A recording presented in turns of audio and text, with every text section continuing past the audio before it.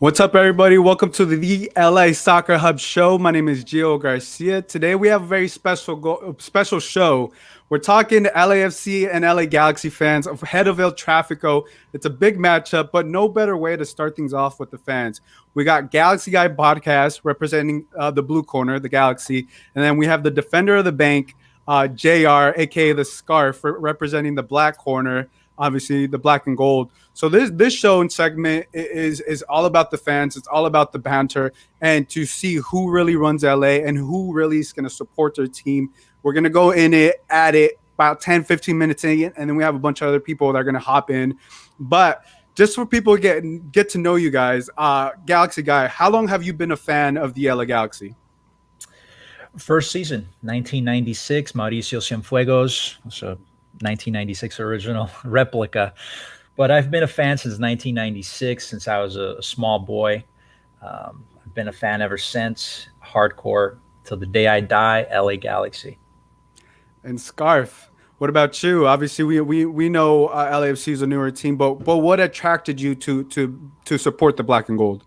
Day one, something new, something actually in Los Angeles, something that speaks to the heart of the people. How many times do you get the opportunity to be part of something so special and so new when it first kicked off? 2018, 2014, when the idea happened, I was on board from minute one. And it's just nice to be able to feel the heartbeat of the city every time we're in the Cathedral of Black and Gold, Bank of California Stadium. Well, we have to remember it's really not that new. It's the first iteration of LAFC was around since the mid 2000s, and we have to not forget that point, right, Mr. Scarf?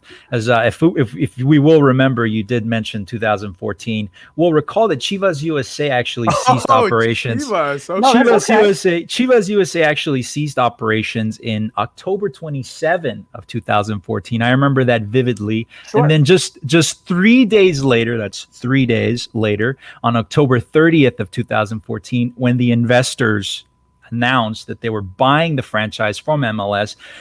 So we can start off on that note, right? Let's not forget that.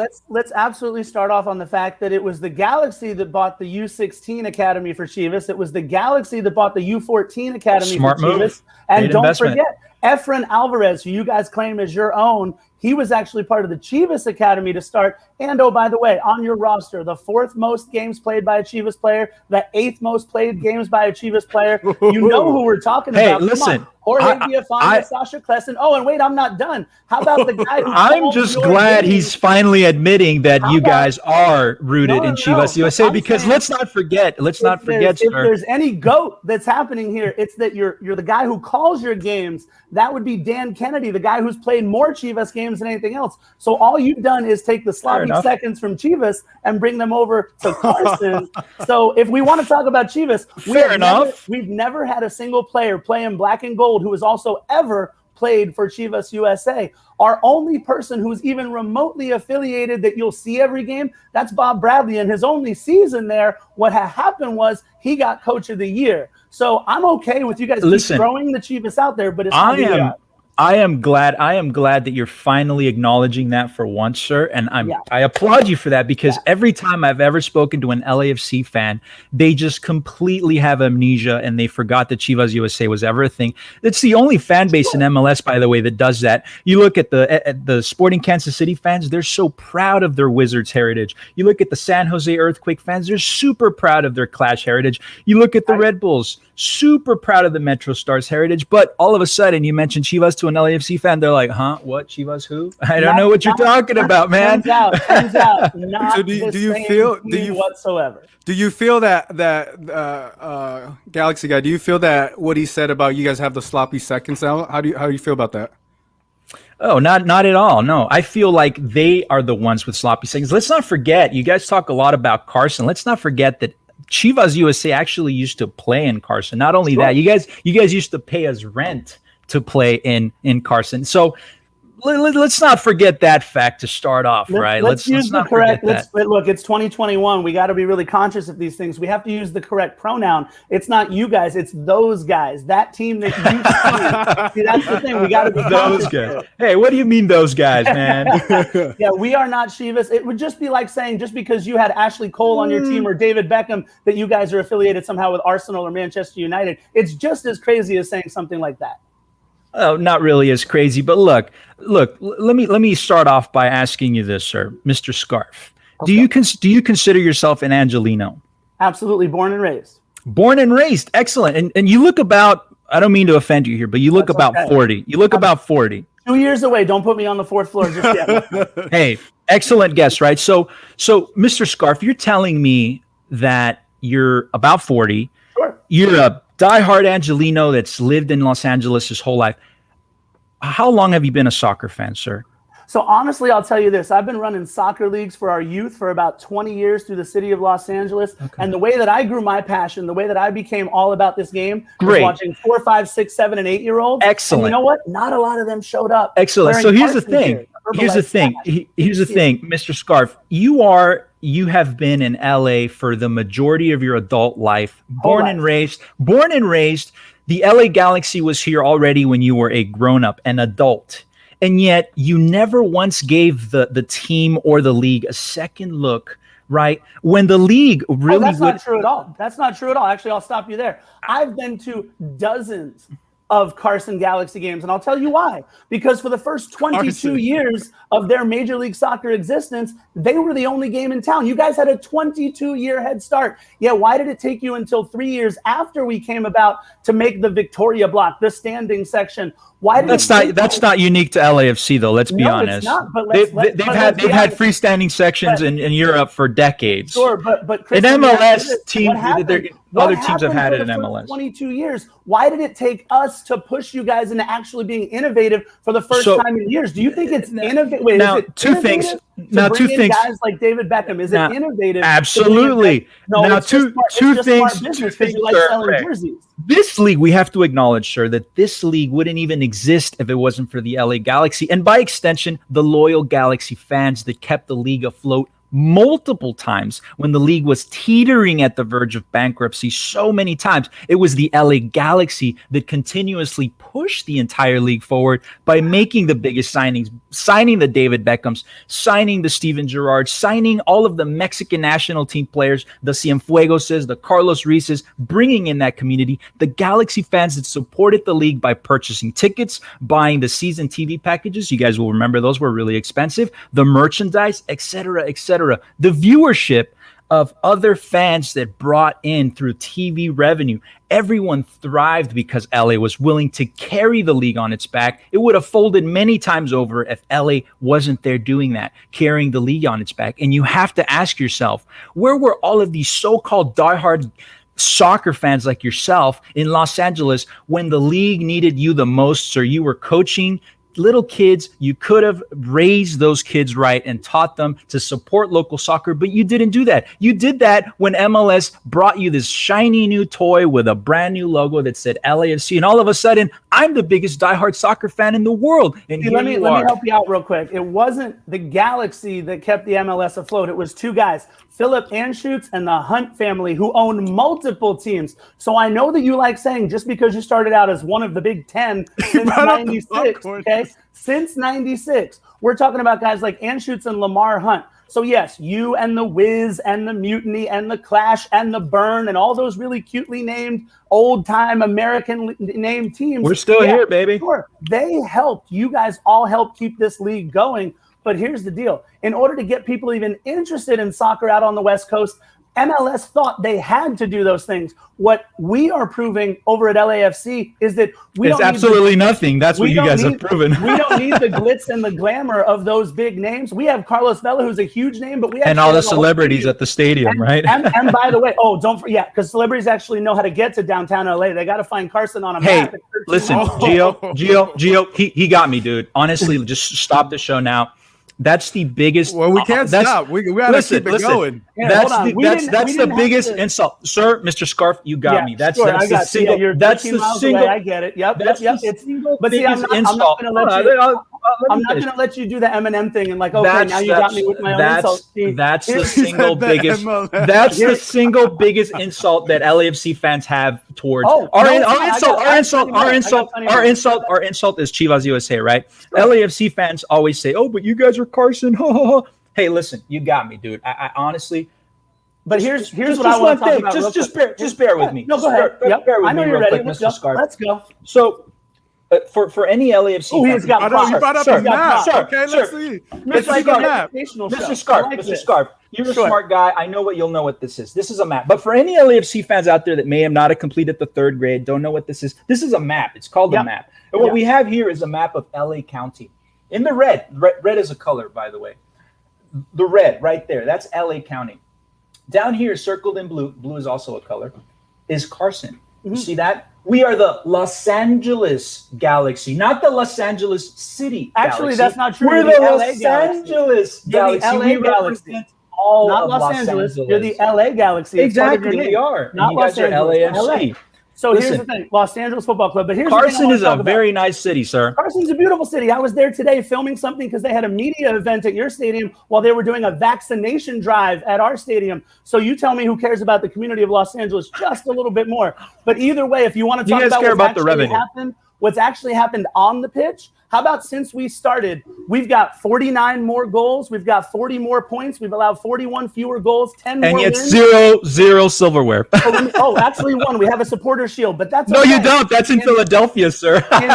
in your first 3 years, all you guys did was win 1 supporter shield as well. Hey. And I love the whole thing where you're like, oh, it's just a supporter shield. But don't worry, you guys didn't We win have 4. MLS. you didn't win MLS Cup that year that you won your first supporter shield either. So listen. I'm ready. Let's go. Okay, Mr. Scarf. Yes, sir. Let's talk about the accomplishments of LAFC. Okay, Sure. I'll give you that.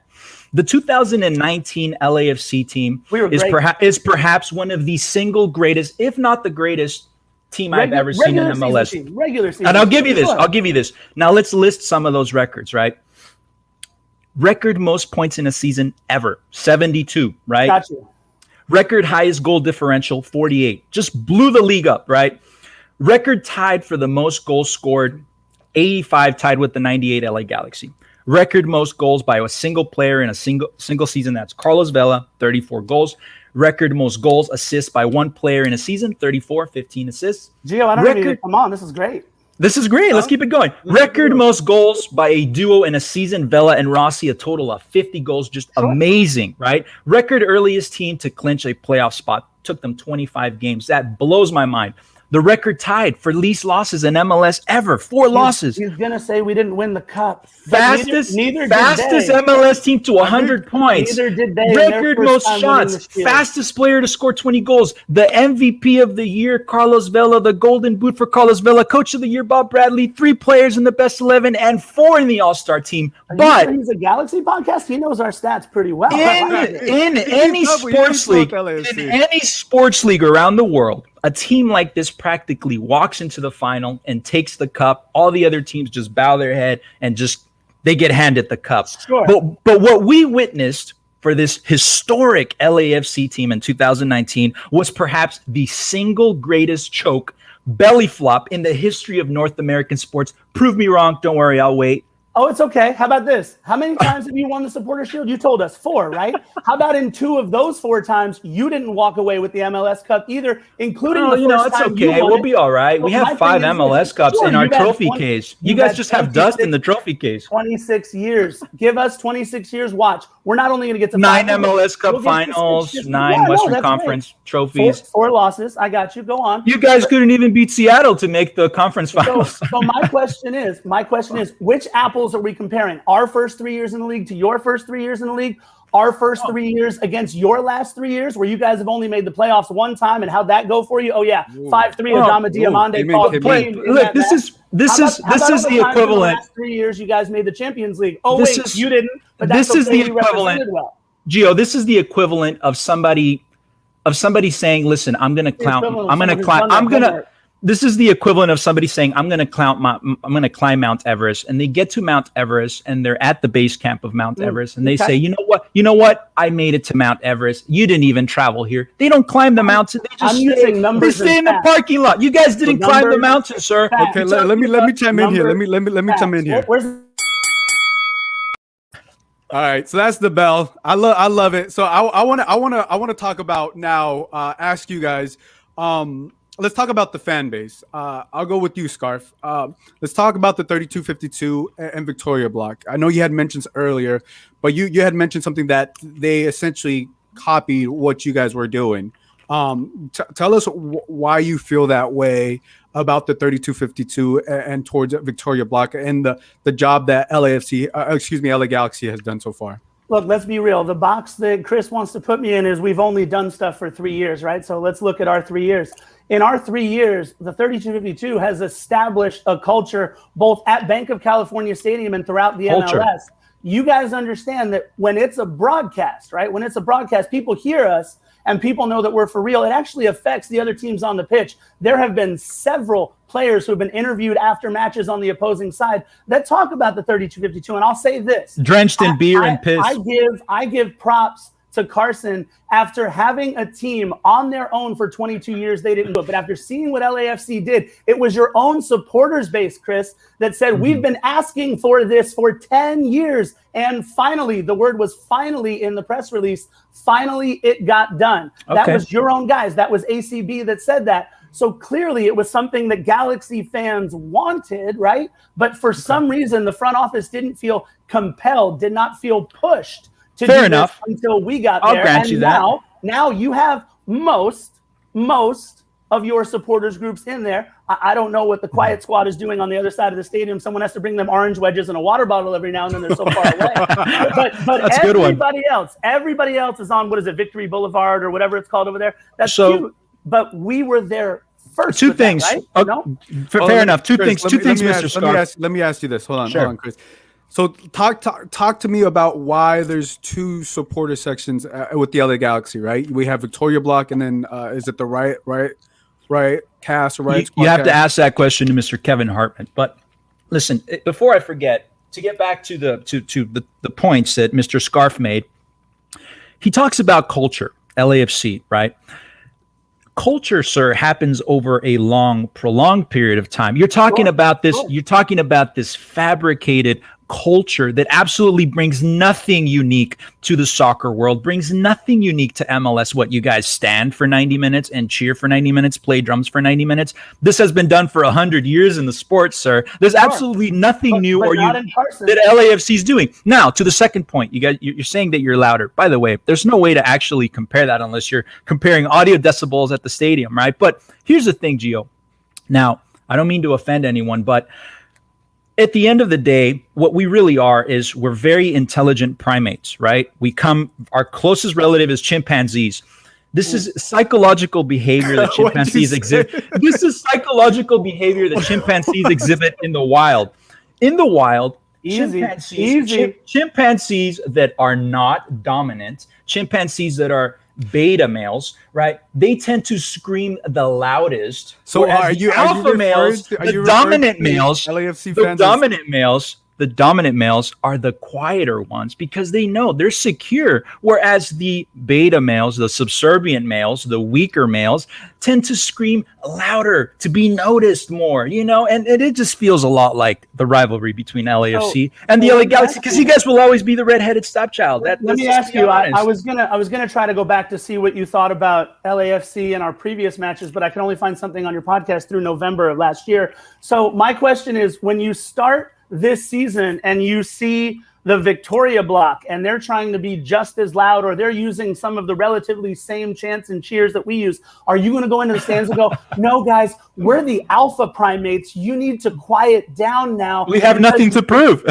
We have nothing to prove. Well, because there's been nothing there. There's been nothing in that section for how many seasons? Listen, our trophy case would argue against that point, sir. Sure. Again, you're talking about 26 years versus now we're in our 4th season. I have no problem comparing. And yet there's nothing to show for it. Whereas that'd be like better teams like Atlanta United actually have something to show for it. So now you're not even using Galaxy. Okay, that's fine. But that would be like comparing a podcast that's put out 144 episodes like Defenders of the Bank with a podcast that's put out 6 weeks of content over at the Galaxy Guy podcast. That's all. Hey, listen, I thought we were talking about teams, but we're getting personal. Listen, you brought up Atlanta. That's totally acceptable. Listen, Atlanta United is and will forever be the greatest single expansion team of all time. And you guys tried to do so much. You carbon copied, right? The exact same thing. They had a up-and-coming young Paraguayan. You guys go out and get yourselves an up-and-coming hot Uruguayan, right? You guys have Joseph Martinez. You guys try to get yourself Carlos Vela. You guys try to do it exactly the same way. But you know what? Atlanta United actually has something to show for it, and their fans are louder than you guys. That doesn't mean they're a better team, because a fan base being louder than another one doesn't mean you're a better team. Come on, let's be real. So what really so let's matters be at the real. end of the All right, we got a minute left. I loved it. You guys are doing great. All right, we got to get other people on. You guys been killing it. Galaxy Guy podcast in 30 seconds. Tell me why LA Galaxy is going to win this Saturday, and tell me why Chicharito is better than Carlos Vela. Well, don't put words in my mouth, man. I never said that. But listen, You don't believe Chicharito is better than Vela? At the end of the day, the LA Galaxy, no matter what, win or lose, right, is the dominant team in Los Angeles. They will forever be the dominant team in Los Angeles, no matter how many times LAFC says they've won a game or two. I'm sorry, dude, but we have to look at the record from the start. Says the Chivas USA's days till now, you guys are the red-headed stepchild. You will always be 10 steps below the LA Galaxy, and that's just fact, sir. So honestly, I think this game will be a high-scoring game, like we spoke about last night, Gio, on my show. I'm looking at a 3-2 game. It's going to be 3 for the Galaxy, 2 for LAFC. Okay. Bottom line. Scarf, we got to get other people on.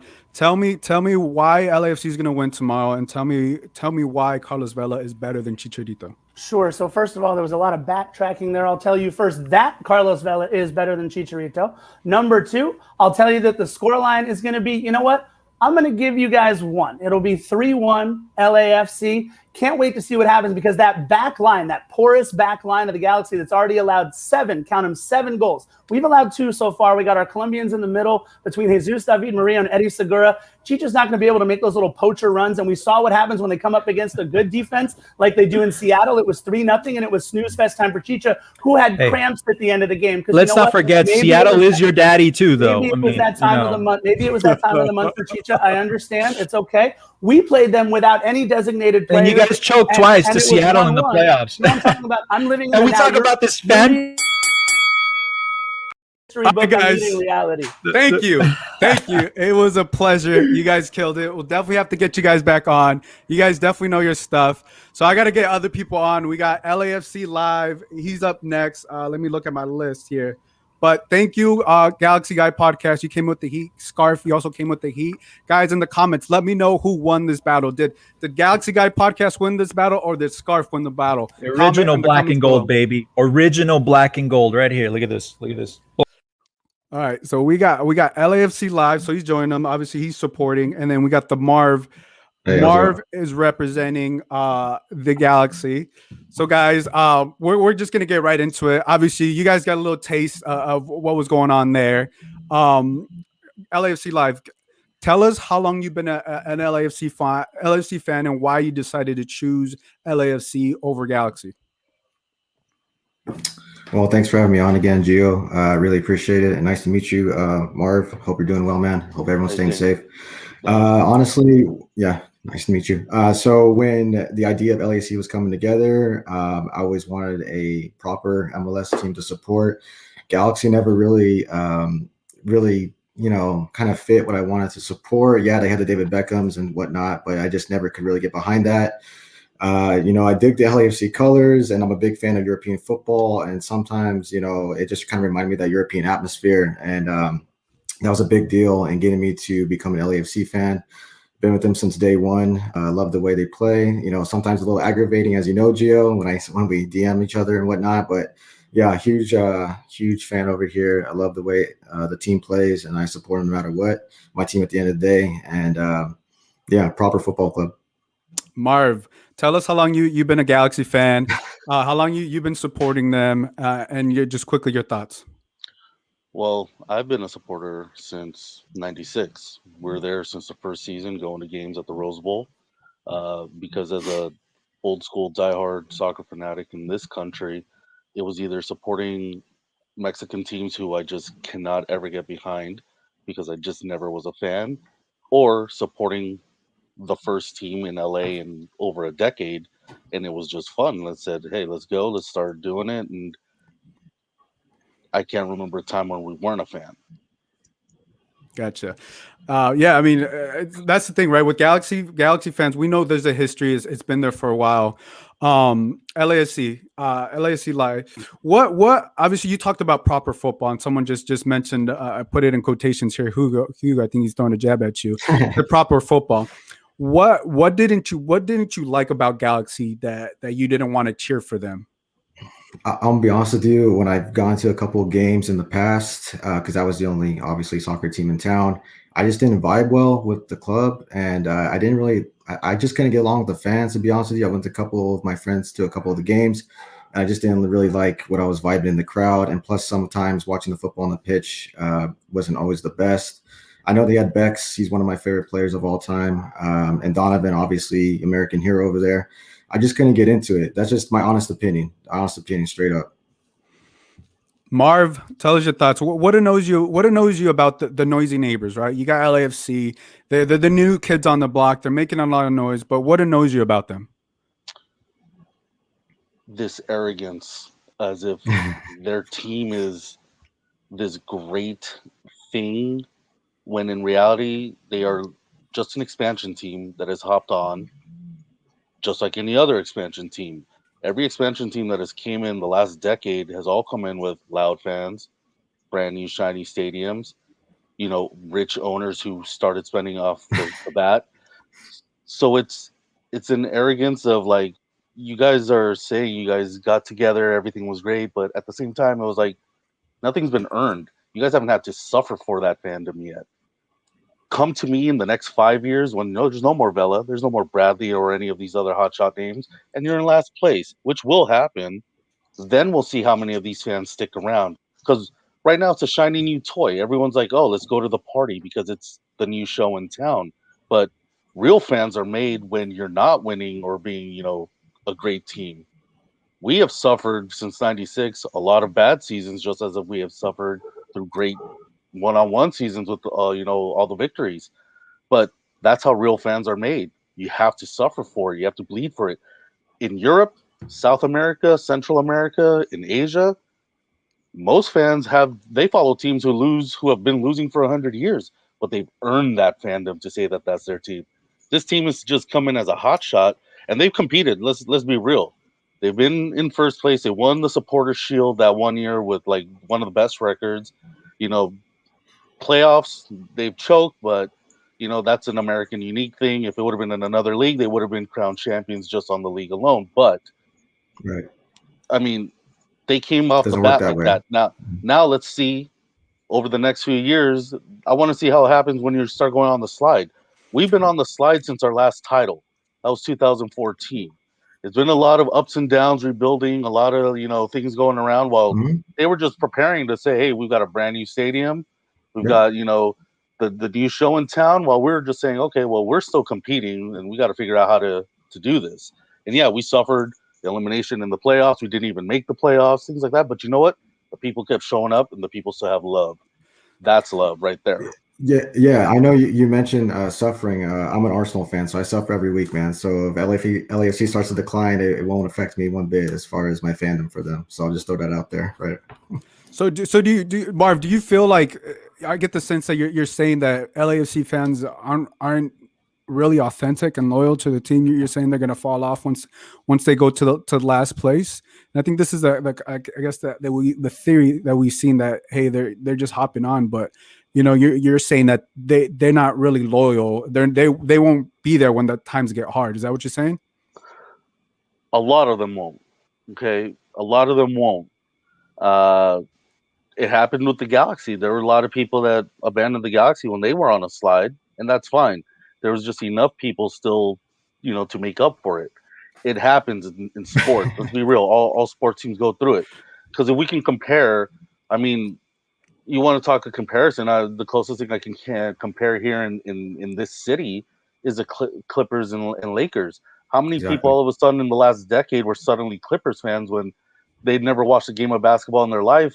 But yet the Lakers have gone through so many eras, win, lose, or draw. The arena is always full. It's still the hottest ticket in town. Even on our worst day, we're still competing against everyone else with bragging rights. Are you LAFC Live? Are you a Clippers fan? I Do you support the I'm a Clippers? Lakers. You're a I'm a Lakers Lakers fan? fan. Okay, so Yes. so I guess it's not true for him, but that's the thing that we tend to see, and people in the comments are saying take the gloves off. No, So man, I'm more respectful than that, man. I ain't gonna be throwing jabs left and right, like no like the worries. probably one. Let me ask you this: who has the better jersey this season, Marv? Well, are we talking about just out of the Between the two three, clubs, or just, between LAFC, between the green one that the LA Galaxy came out with, the throwback one, and well, between the throwback one I think is pretty stylish, and it's a great throwback to the beginning years. I think it's got the look. I'm personally not a fan of our white jersey right now. I don't like the silver slash. I'd rather go back to the blue and gold slash. The blue jersey's just whatever, but yeah, I like that throwback jersey for sure. That's definitely a good looking shirt right now. LAFC Live. Tell us why the 3252 have a better supporter section than the LA Galaxy. Because you can actually hear them during the games. No, I'm just playing.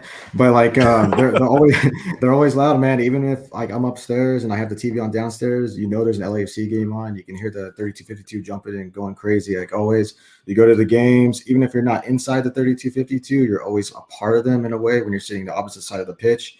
It's always a joy to watch them go crazy, especially when we score goals. And always have those typos in the beginning of the games. We've seen the Mandalorian one. We had the Kobe one. I mean, it's always amazing. And that's what kind of separates them. I know there's the similarities, of the Atlanta Uniteds and all those other clubs, but in a way, 3252 is unique in a way. And yeah, it's really great to see at the football matches. Marv, what are your thoughts about the 3252? They're just a carbon copy of what Seattle and Portland started a decade ago. What Atlanta brought a couple years before them. I mean, Cincinnati's got just as a rabid, diehard club over there in the Midwest. I mean, it's nothing new. Supporters groups for all teams in any league around the world, they exist. I mean, anyone can gather 3,000 fans in a stadium. They're going to make some noise in their one little section. But it's about filling up the whole stadium and getting everyone in rhythm together. That's where it counts. So are you saying that LAFC are struggling to fill out the stadium prior to COVID? Well, it's easy to make a lot of noise when they purposely design their stadium in the corner of a parking lot on top of each other so all the things echo.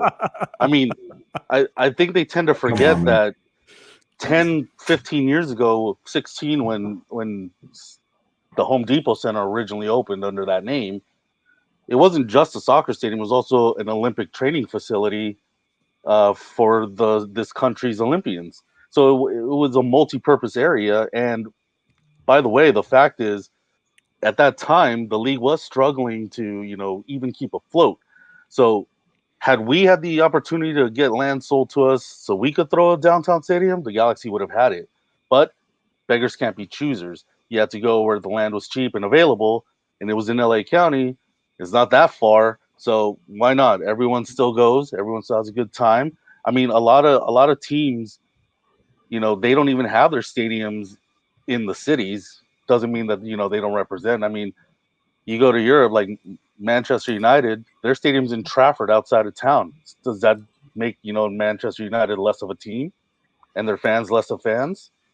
No, they will go where you have to go. Simple as that. LAFC Live. Let me ask you this. Obviously, he was just talking about that, but the biggest knock on Galaxy, right, that comes from the black and gold side is that they're not a true LA team because they're not built or have the team in the heart of the city, right? How do you see it? Do you see them as an LA team, or do you see them as the name Carson? I just associate with Carson, but then it goes back to Chivas USA played in Carson. Then you have the merry-go-round of who was there. It gets kind of annoying after a while. I'm not gonna lie. Sometimes when I see the Carson on Twitter a lot, that's when we insult, I guess, Galaxy fans. It's kind of cringe. At the end of the day, I can care less if they're from Carson, Mars, Jupiter. As long as we beat them, I honestly can care less. So yeah, I guess they're technically an LA team. I could care less though. I just want to see the results on the pitch. That's just how I feel. So let's talk about the game. Obviously, LAFC and LA Galaxy, they've had some heated matches. Obviously, we know Carlos Vela has shown up. Give me your thoughts, Marv, on overall Carlos Vela and what he's done so far. Well, individually, the guy is a top level CONCACAF player. He's always been really good at the level of CONCACAF. Whether for the national team, he did his job, he did well. At the club level here at LAFC, he's shown that he is a top CONCACAF guy. He was able to have, a good career during his youth, starting at Arsenal, but when he couldn't become a full-time starter, he went to a mid-level team in La Liga with Real Sociedad, where he was stable, earned a good living, but he was never going to be, someone benching other top players for the top teams. But he's a top-level CONCACAF guy. So at this level, yeah, he's a really good player. I'll give him that. Any team in this league or in Mexico would kill for him right now. Definitely, because he's got very good individual skill. Marv, what annoys you about Bob Bradley?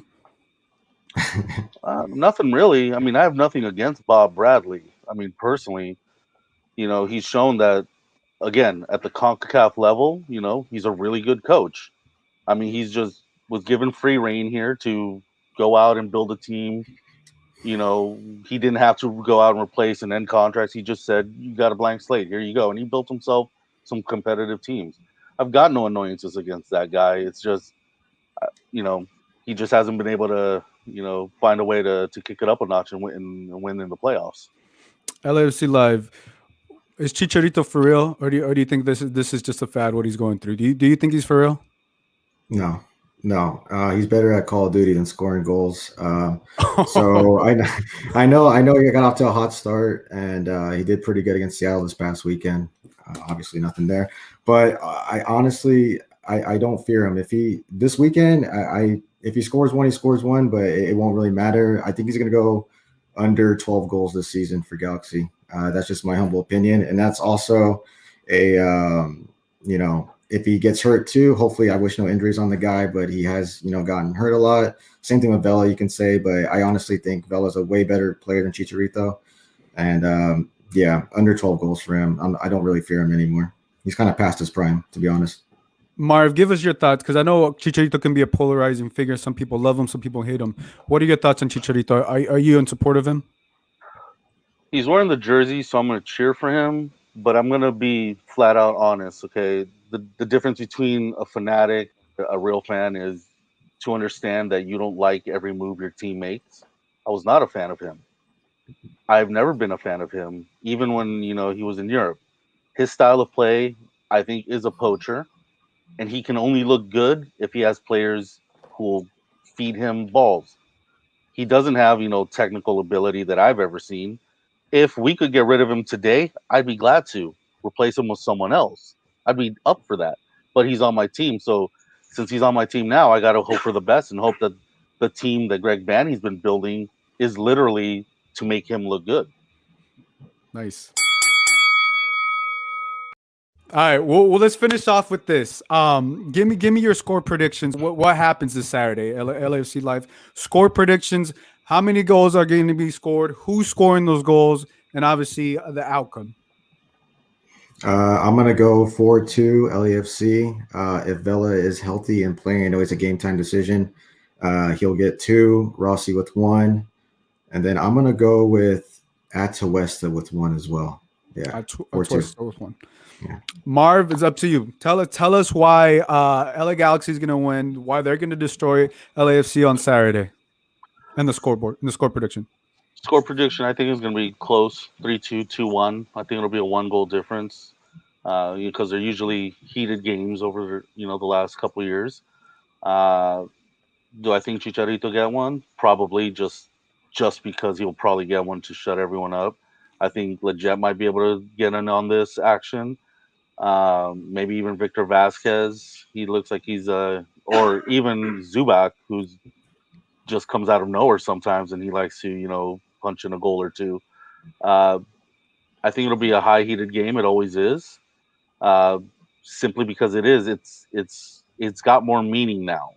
Little by little, every game, the guys who especially have been there since the beginning are just adding, fuel to that fire, and I think it'll be another good one because somehow the Galaxy always steps it up for this game.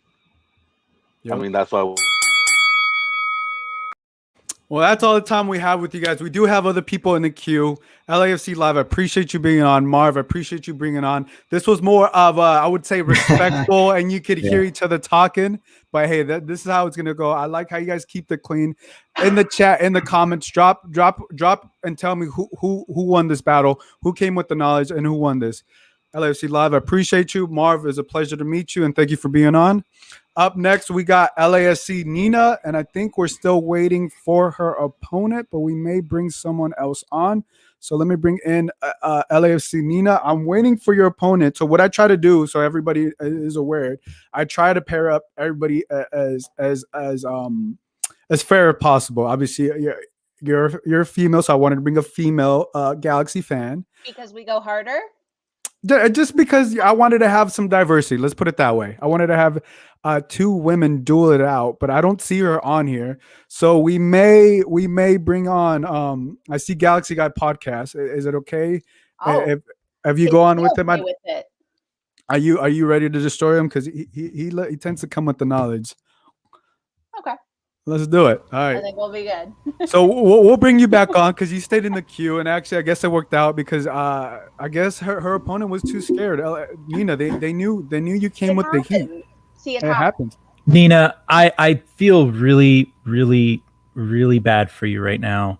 Why? Listen, I'll keep this respectful, okay? Gio, it's your show. Let us know what you want us to talk about. We'll talk about it. All right. Hey, let's start off with this. Nina, let people know a little bit about your background, how long you've been supporting LAFC. We know you're part of the Defenders of the Bank as well. Obviously, you're Angel City Chicks. Let's start off with that. Yeah, so news to you. You got another Defender of the Bank in your building. The last guy didn't do so well, so I beg to differ. Anyway, I'm not, I have been a soccer fan my entire life. I have been a part of the soccer world in many realms. I've played, I've coached, I've refereed, and I've even managed a team. I have been in LA my entire life as well, and I, like the scarf, went to many a Galaxy games. I did it the traditional Galaxy way. I showed up late and I left early. Oh. Don't know. But here's the thing. In 2015, I had a really emotional moment when they announced a new soccer team was coming, and I had the opportunity to become a part of something new, to become a part of a culture, to become a part of an organization that wanted to listen to me and that wanted to grow with me and that wanted to build block by block, street by street. And I did. You mean through focus groups? Because let's be honest, that's how LAFC came to be. This culture we're talking about was all done through focus groups. Like, hey, listen, let's bring in. It's called listening to your fan base. It's called listening to the money. Okay. It's called listening to the money. Actually, because let's be honest. So it's not called listening to the money. Listening to the money is doing what the owners want. Listen, the owners aren't doing it graciously out of the goodness of their heart. They're doing it because there's money involved, right? Let's be frank. And these focus groups sat down and said, listen, what did the LA Galaxy do that was right? Oh, they signed a lot of Mexican players in the early days, like, you know, the original Matador and Campos and the Cienfuegos and the Carlos Ruiz. That really seemed to work. We really let's corner that Hispanic market and let's give them exactly what they want. Let's bring in Carlos Vela. Let's bring in these hot young up and coming South American guys. It's all focus group. Let's not get real. This wasn't organic grassroots. This wasn't organic grassroots stuff that just brought it out of nowhere. Hold on. Let her respond. I want Nina to respond to the corporate money and what you just said, and tell us why it's not money. AEG, like you want to talk about corporations, Herbalife, like you guys are the kings. And who owns LAFC? Who owns LAFC? A great number of owners. We have over 50 owners. A great number of big corporate owners as well. Yeah, but it's not. So I mean, you're saying AEG. We're comparing apples and bananas here. No, we're comparing fruit is fruit. According to you, apples to apples. Yeah, it's all about the money. And that's fine, but I look for the team that has the passion, that has the drive behind it. And if you want to talk about, I'm sorry, but we outscore you, we outgame you in terms of numbers. Let's talk about the record. Let's bring out the record. What's the record all time between Chivas USA and the LA Galaxy? Oh, I don't know about Chivas. I know about LAFC. See that? There we go. We go to the deflection. Well, I don't know about Chivas. All of a sudden, with the amnesia, I don't know what Chivas. LAFC Galaxy. We know. We're aware. That doesn't mean anything. What's your record? It this means season? a lot. What's your record this season? Because I'm pretty sure you guys. Well, listen, we're only 3 games in, and we have a +1 goal differential. I'm pretty sure MLS Power Rankings have us at number 3. Oh yes, the power rankings always determine who wins cups. Let's talk about these power rankings. Nina, you just like the guy that was on before talked about this. You're just this great. You're just this great soccer fan that's lived in LA your whole life. You've been so passionate about soccer. You kind of gave the Galaxy a chance, and then you were like, you know what? It's not flashy and trendy enough for me. That's not what I said. Do you know what the Oxford Dictionary's definition of bandwagon is? Okay. It is something that is currently fashionable or popular and attractive, which increases support. That is the textbook definition of that. And that accurately describes every single LAFC fan I have ever met. Listen, I was kind of into the Galaxy, but it wasn't really my thing. Let me hear her. I want to hear her rebuttal, though. I want to get Nita to get a rebuttal. So if you want to talk to me, you would know I've actually been at the last 2 times that the Galaxy won the MLS Cup. I was there. Oh, and you gave up on the team. Yeah, and you went for the nice shiny new object. I get it. That's the definition of bandwagon. Listen to me. That's not bandwagon. Bandwagon is getting on a team when they're winning. Oh, that's exactly what happened. The LA Galaxy was no longer attractive to you. They weren't winning, so you went for LAFC, the nice shiny new thing with the attractive players that were scoring goals. She does make a point. She does make a point that she didn't jump on when they were winning. That would be a bandwagon. That would be a band. But go ahead. Finish your thought. I was there.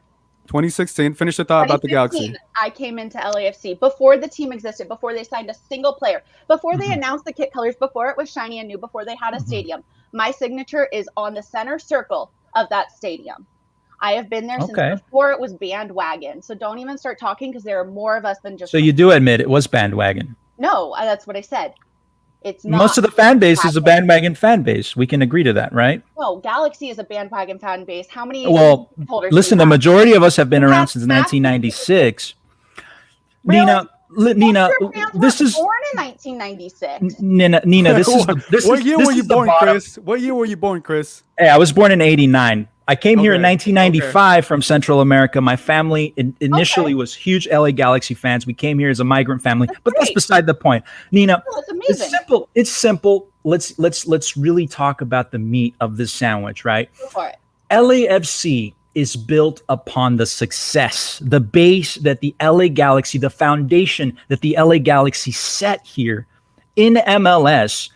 Without the LA Galaxy, the MLS wouldn't exist. Without the LA Galaxy, LAFC wouldn't exist. So the next time, Nina, do me a favor. The next time you go to the Bank of California Stadium and you sit down and you look around the stadium and you breathe in that smog from downtown LA and that fermented smell of urine from Skid Row and from the stadium itself.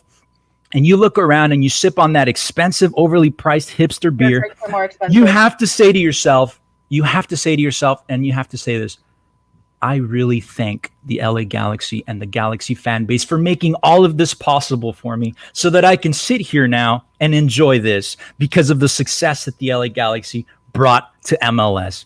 I do credit Galaxy with bringing a lot of support to the realm of soccer. You can't deny that. But that's not what we're here to talk about. We're here to talk about Galaxy versus LAFC. I can tell you everything prior to 2015, I credit Galaxy as much as they deserve it, and I credit MLS in general. The movement of soccer in the United States has had such a bumpy and tumultuous past. You look at everything that's happened, all the different leagues that we've had, and everything that we've taken to get to the point where we're at, to be respected in soccer in any other city. We had to do those big signings. We had to go and get those players. And yes, Galaxy has been there and they have been through the trenches. And I'm sorry you're still in the trenches. I'll always be in the trenches because that's a definition. All right. That is the definition of a true fan. I totally agree. I think that's where you're going. True thick and thick. It's no matter whether they're winning or losing, I remain a loyal fan. I don't just stop being a fan because the team loses and then go and We didn't jump do that on the either. bandwagon to the nice shiny new thing. We have twice as many season ticket holders as you. And yet zero trophies in the trophy case. Oh, I'm so sorry, but it's true. We got the same as you. It's the same silverware. The Supporters Shield, man, is in Philadelphia. It doesn't belong to you. The Supporters Shield doesn't belong to you. The Supporters Shield is currently in Philadelphia, and it'll go to the Supporters Shield winner of this year. I'm sorry, but the trophy case is dusty. So none of your Supporter Shields count. Is that we don't have any of them in the. They're not in the trophy case. They're not in the trophy case. You got banners okay, up? Let me get it. All right, we're gonna finish this up because we got a couple more people to get on. But Nina, tell me why. Tell me why. There we go. I like that for Samo. We can't. Okay, there we go. Got some art. Tell me why Carlos Vela is the better option than Chicharito, and tell me tell me the score prediction that you have for this Saturday. So I've given this a lot of thought. Vela and Chicharito, I think, are just completely different players. It's like comparing what Galaxy did prior to 2015 to what they're doing currently today. You can't compare them. But as far as scoring predictions, I know Galaxy have had a lot of issues with their defense. I'm going to go 2-1 conservatively, but I think we might see 3-1 for LAFC. 3-1. And Galaxy guy, this is a different question. Are you a supporter of the Angel City FC since they're playing at the Bank of California Stadium? Absolutely, dude. I honestly think that it was very needed. But by the way, it's not the first time. The Galaxy used to have an affiliated female team long before LAFC ever did. The Galaxy Soul, you remember that. It was a terrible time for soccer. Everything floundered. But listen, you were talking about Carlos Vela. Carlos Vela is a sensational player, fantastic player. His ability, second to none. When he's on it, he's on it. But you know what? Carlos Vela, his mentality, not the mentality of a professional soccer player, because he is the single biggest choke artist this league has ever seen. Big games when he needs to show up, for example, playoff games against Seattle, when he needs to show up, kaput, he disappears. Let me get a rebuttal. We'll finish with the rebuttal because we got to get other people in here. But let's finish with the rebuttal why Carlos Vela is not a choke artist. All right, so for the team that relies on poaching to score their goals, not just with Chicharito, but also with Zlatan getting that big man up there in the box, how come you guys don't have any passes in the box? Why are we fourth in the league behind NYCFC, Nashville, and Orlando for passes in the box? Why can't you complete passes? Why are we doubled your shots on goal for the season? I mean, it's 3 games in. You're talking about stats for 3. All right, that's all the time we have. I gotta give props to Nina because her counterpart did not show up. Meeting you. The Galaxy gal did nothing not show personal. Up. So the Galaxy gal did not show up. So gotta give props to Nina because she was. I had her paired up with someone else, and the Galaxy girl didn't show up. So props out to you, Galaxy guy. We'll keep you around, but we're gonna put you in the queue. Nina, thank you for being on. Pleasure. We'll definitely have to get you on next time with another Galaxy gal that won't not show up and ghost us. But thank you for being on. No, thank you. Yep. All right. So up next we got, I believe, Fernando. Let me pull him up. Foot_football 2, and we got It's Mike. So guys, welcome. How you guys doing? Obviously, you guys were in the queue. And saw what was going on there. Hopefully you guys are warmed up. Hope you guys know what's going on. But up next, Total Galaxy, you're next. So if you want to hop in there, definitely get in there. And then JP Marquez, definitely hop in there. I think he's going to hop in around 8 o'clock. But guys, it's up to you guys. So let me start with you, Mike. Tell me what annoys you about these LAFC fans that they've come in loud the last 4 years. Just plastic, straight up and down. From, again, everyone talking about the whole Chivas. A lot of their supporter groups were Chivas fans. The Black Army, some other sector or whatever. With that whole supporters group went over and didn't want to support the Galaxy at all, even though they were beating them like crazy. And hopped over. I mean, that's what's pretty much what it is, and it's pretty much a lot of LA Galaxy fans that went for the new shiny toy. I even have some personal friends that have done the same thing and admitted to it.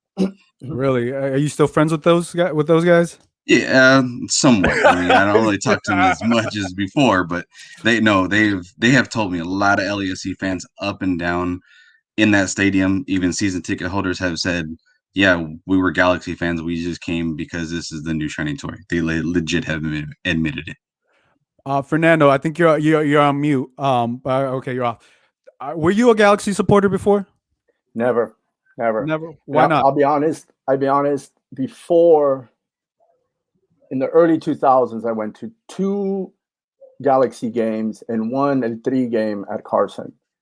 And one of the points, when you first send over the email about this and everything with your question, the first thing that I thought, it's not about who runs it, it's about who lost it.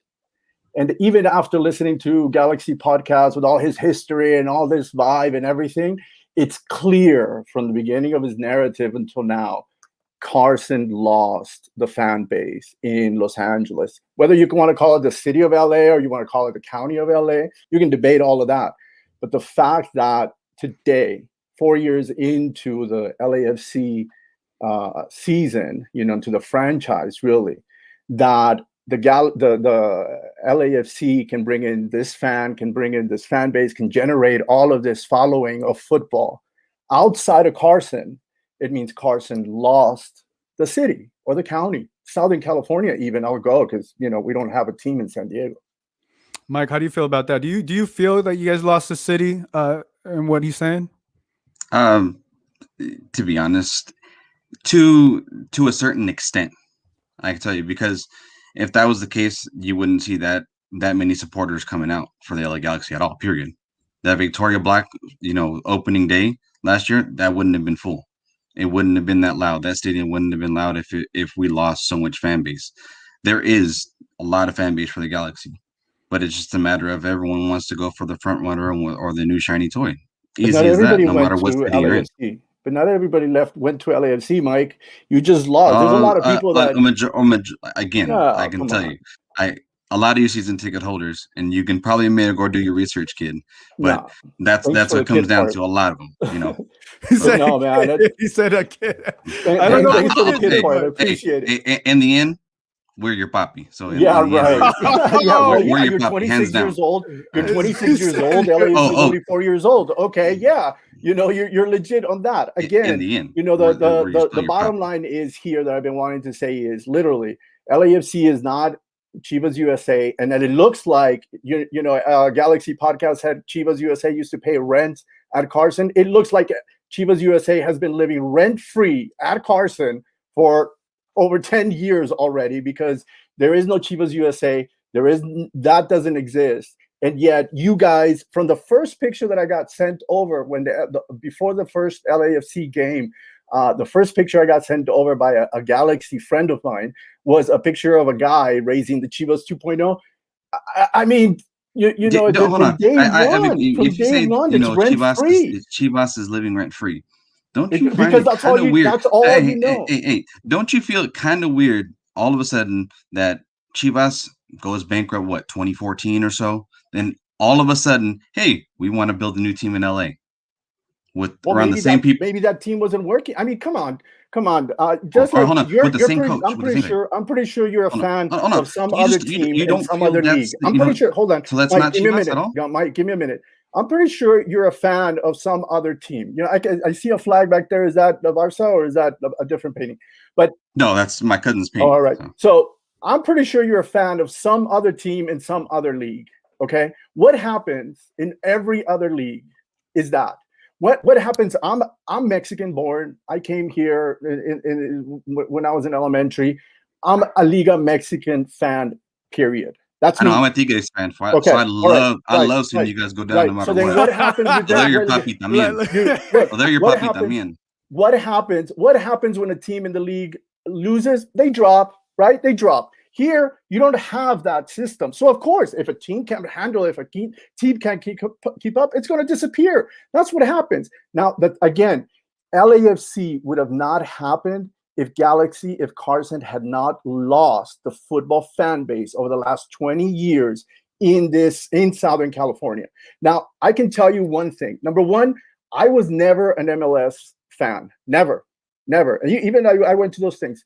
LAFC is back to your questions, Gio, to the other fans and everything of what brought in, it's basically LAFC is like my second chance to MLS, right? Ooh. Because now So I have a daughter. Yeah, now I have a daughter, for the last 30 years, and since I left Mexico, whatever, I've missed going to the stadium. I used to live down the street from a stadium. I support a team that's 100 years old. I played football when I was in kindergarten, when I was elementary, when I was in high school. I missed that. Galaxy didn't catch me at that point. You get me in the late 90s, early 2000s. It didn't catch me at that point. Now that I have a daughter, the first thing I did was when I heard LAFC was signed up for our seats with our daughter, we signed that center shield, the founders circle. We signed it. We took her there. She wore LAFC shirt before she wore an America shirt, again, trying to transfer that ownership, trying to transfer that base, trying to get her when she's 10, 15 years old cheering for LAFC, comes across to a Galaxy fan, and she goes, I've been LAFC from the beginning. I don't know about anybody else before I was born. I see that among a lot of other football fans, in the city. My daughter went to a preschool in the West Side. It expanded the football base to that side. I used to see the parents and the kids coming into preschool, showing up with LAFC gear from day one. This means, again, that Carson lost something. Somebody came in and grabbed onto it, and it's growing it. It's just growing it. It's business. Football is business, right? We went through this to the Superliga, right? Let me ask you that, because he said his second chance at the MLS was LAFC. And I feel like that's an interesting point, because he's saying that for whatever the reason, and obviously you said some of your friends ended up moving. What are your thoughts about that? Like LAFC is a second chance to get into MLS for other people. I can look at putting it this way. They're saying that's their second chance. Okay, some people didn't like it when it first came out. Again, if like he said, he's a Liga MX fan. It's not comparable at all. I mean, the way the stadiums are, the way the atmosphere and the history and everything else, and that's pretty much a lot of people's excuses who come to LAFC. I went to Galaxy games and it just didn't fit right, or the atmosphere wasn't there and everything else. But again, just like LAFC, you guys did. We built that atmosphere. We built this. The same thing you could have done the same with Galaxy, with the supporter groups, or could have started. But they didn't. But hold on, ACB started in 2007. Riot Squad was before that. But the thing is, fans started it. People didn't want to start it. The people who left didn't want to start that, because they chose, MLS is not for me. Next thing you know, again, something is being brought up, and you're the first person you want to bring is Carlos Vela. Of course, a lot of Mexican fans are going to be towards that. Okay, then now that's when everyone's going to be on the jump on the bandwagon. Again, jump on the bandwagon. Galaxy podcast made a big statement when he brought up the beginning of Galaxy with Cienfuegos and all of these Central American players, and him being Central American. Carson has jumped from Central America to Mexico to Europe, back to Mexico, etc. Okay, the reason they brought Chicharito is because they were losing after Zlatan, after bringing a big European, star that should have.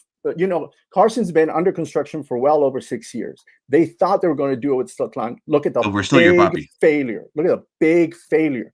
That didn't happen. Zlatan wasn't filling up the stadium. What happened? They bring in at the wrong time. Okay, the COVID. I want to give it to every team. They brought in Chicharito during COVID. Didn't expect it. It crashed for a number of reasons. I think it would have been different for you guys had this been a regular season in 2020, right? But Carson, over the 26 years, talk about the fakeness, talk about the business part, talk about, looking for those focus groups and everything.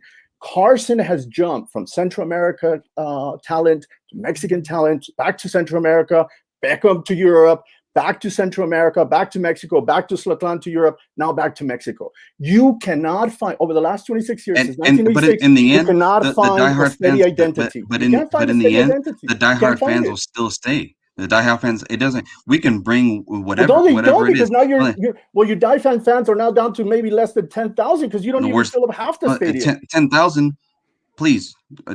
we just I've were been pretty to much Carson at a packed, or even relative- more at our season opener. Yeah, But you a guys relative weren't. of mine has access to a box at Home Depot Stadium, you know, and Oh, I he said go Home Depot. and I go there Hey, and I see hey, it half and empty. So don't tell me that I'm Are you just talking about watching on TV or anything. pre-COVID? You're talking about pre-COVID, not during Yeah, COVID. Pre-COVID. Yes, pre-COVID. I mean, for me, these first 3 games, you know, your Galaxy podcast was right. This first 3 games, you know, we're warming up, etc. I'm talking 2019 before, right? 2019 for the last 6 years, 2013, 2019. Okay, come on. You know, you keep jumping, you keep losing. You're Again, pretty my much point naming is, when. Yeah, those are the hardest years around that. After 2014, it was after right. the Bruce Arena They're era. not hardest because they're not And that's hardest because again, of, that's but the thing. Mike, It's after the Bruce Arena era. So right, if you know Mike, your soccer and understanding it and understanding that. So again, yes, you're gonna have your growing stages, just like we did since the '96. Your front office, But at the same time, as when you're going back to when you're talking about the Cienfuegos and bringing all these stars and everything else, in the end, when you were LAFC from 2014 to now, and so you played your first game against us, we were still beating you guys. The biggest game is right behind me right here. And before That's that, when your franchise before was Chivas USA. No. We were still beating you. We're not talking about rent. We're not talking about rent here, Mike. Stick to a topic. 4 years. Stick to 4 years. 3 years gone. 4 years. 10 games. 4 years. Who's 4 years? 10 games. Who's won? Who's the one the most? Choked, and Kona choked right now. 4 years. 10 games. 10 games. 10 games. Oh yeah. 4 years. Stick to 4 years, Mike. Stick to the 4 years. Choked. Going to choke this year. You don't have the team. You don't have the team. Then you're talking about your investment. You don't have the same thing happened with you in MLS Cup in the past 4 years too. Okay. Because you haven't made it. So keep talking. Keep talking because you're in the same. You're in the same thing. We beat the since 1996 Carson for their biggest game in the last 4 years.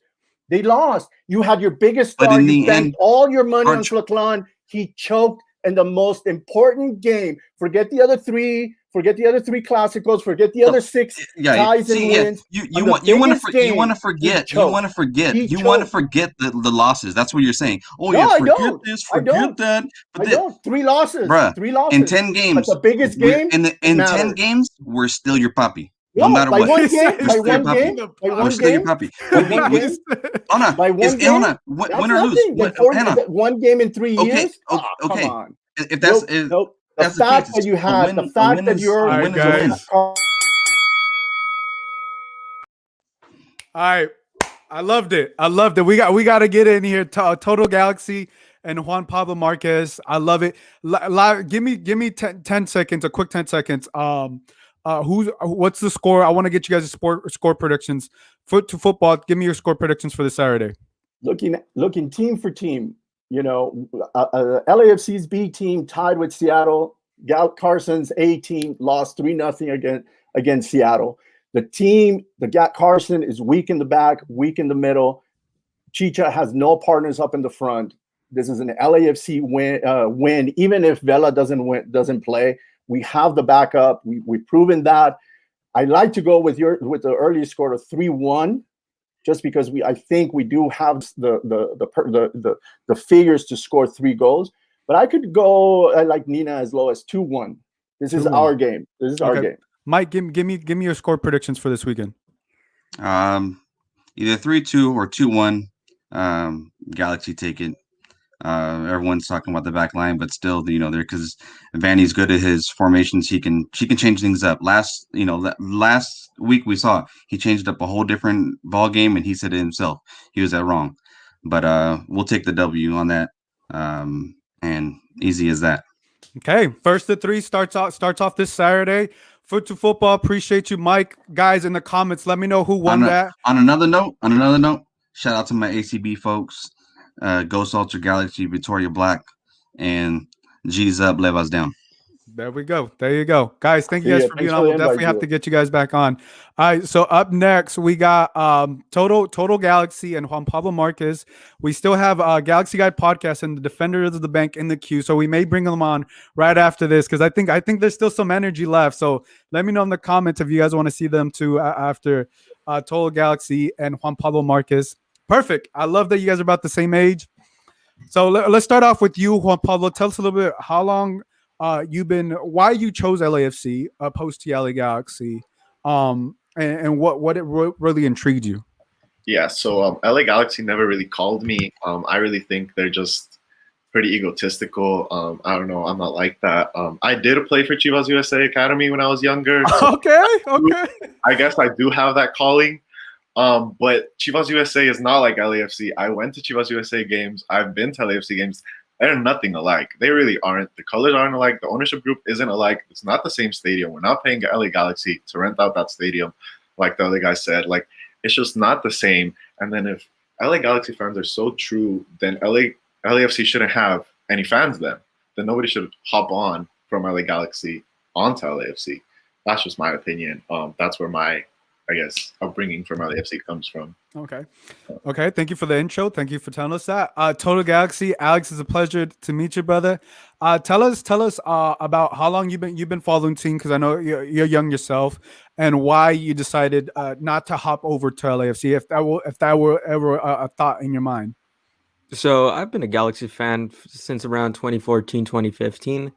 What really intensified my love for the Galaxy was when they brought in Steven Gerrard for a little bit, because I'm a huge Liverpool fan.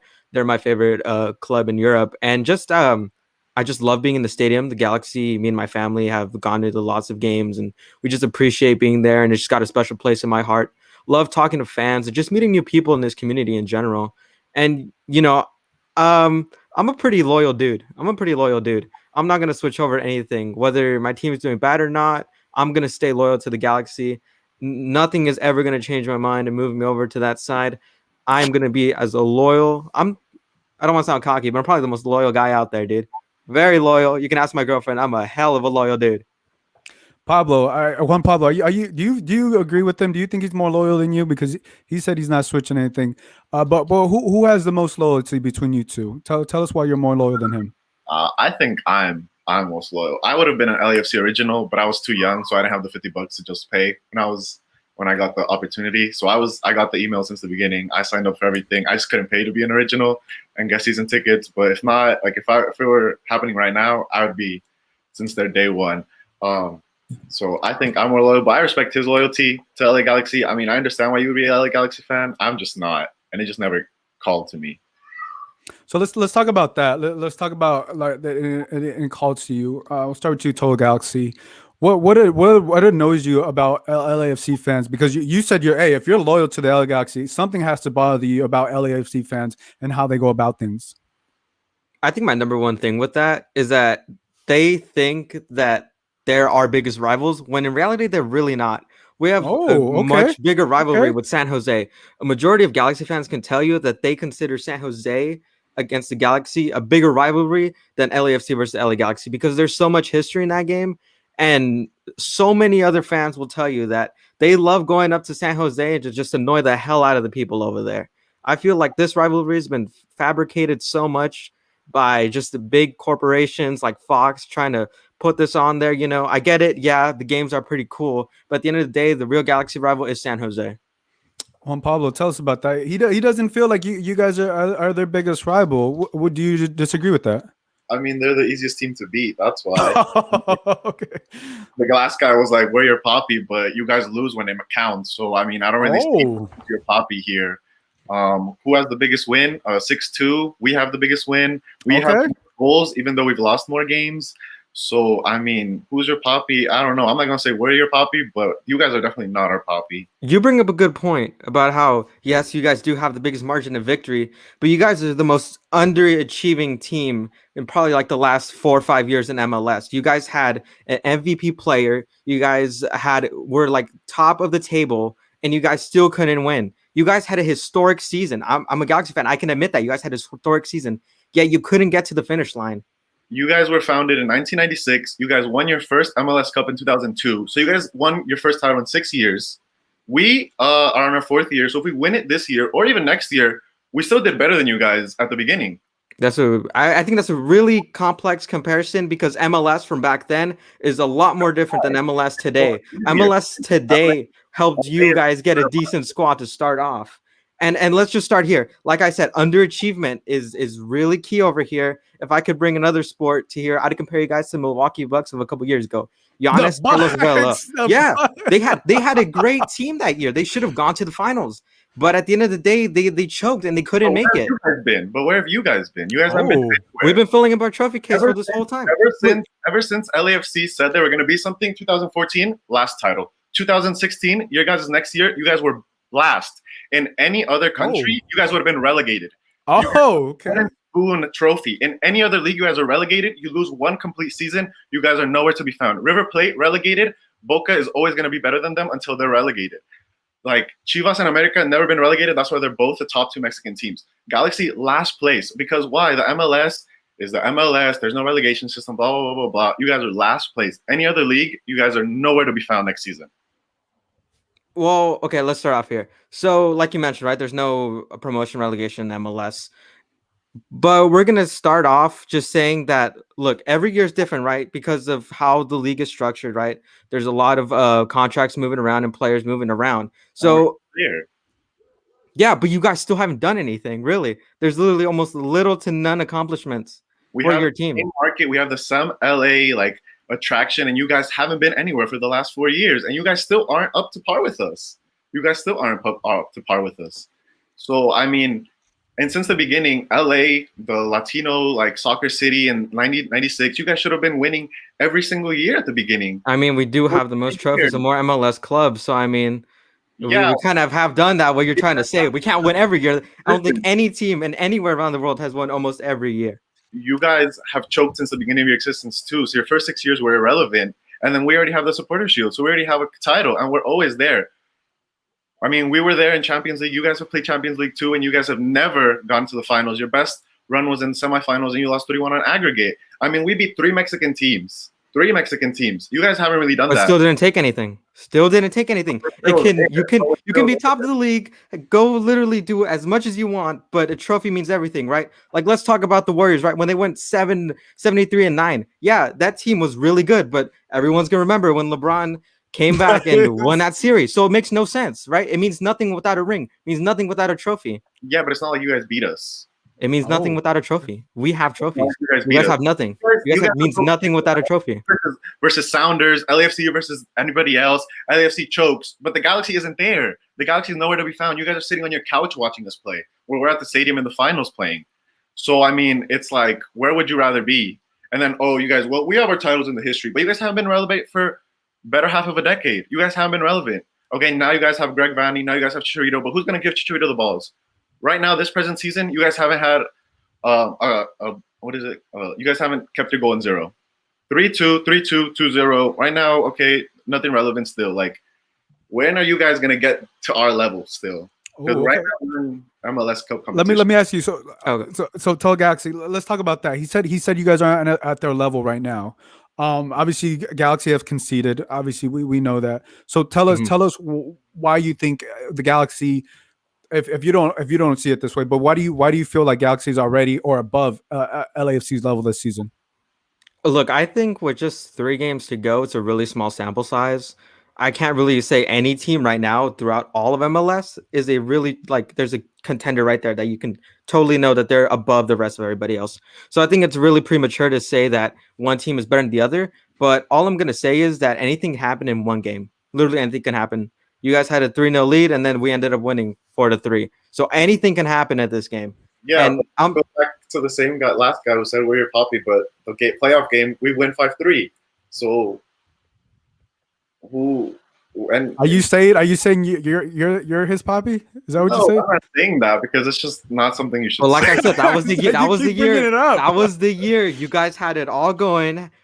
You guys had it all going and still couldn't do anything. But It's you nothing guys without a ring. your first title in 6 years. So MLS was completely different back then. It's not really a fair it's comparison. harder to win it now. There's only 10 teams, and you guys are in Los Angeles. You guys have the best market in any year, in any given year. Everyone wants to be in LA. This is a Latino soccer city. Like, this is a soccer cosmopolitan. Like, Southern California produces the best soccer players in the world.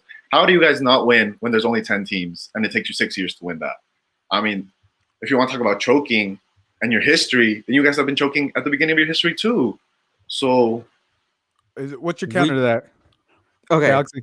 Okay. So, like I said, right, no team is gonna win it every year. But as we've progressed, listen to my point, as we've progressed, right, we've shown that we literally are the reason why MLS is probably where it's at right now, because of such of the big signings, because of the mark that is LA, bringing in David Beckham. I think every MLS fan can agree that was such a big helpful to the league.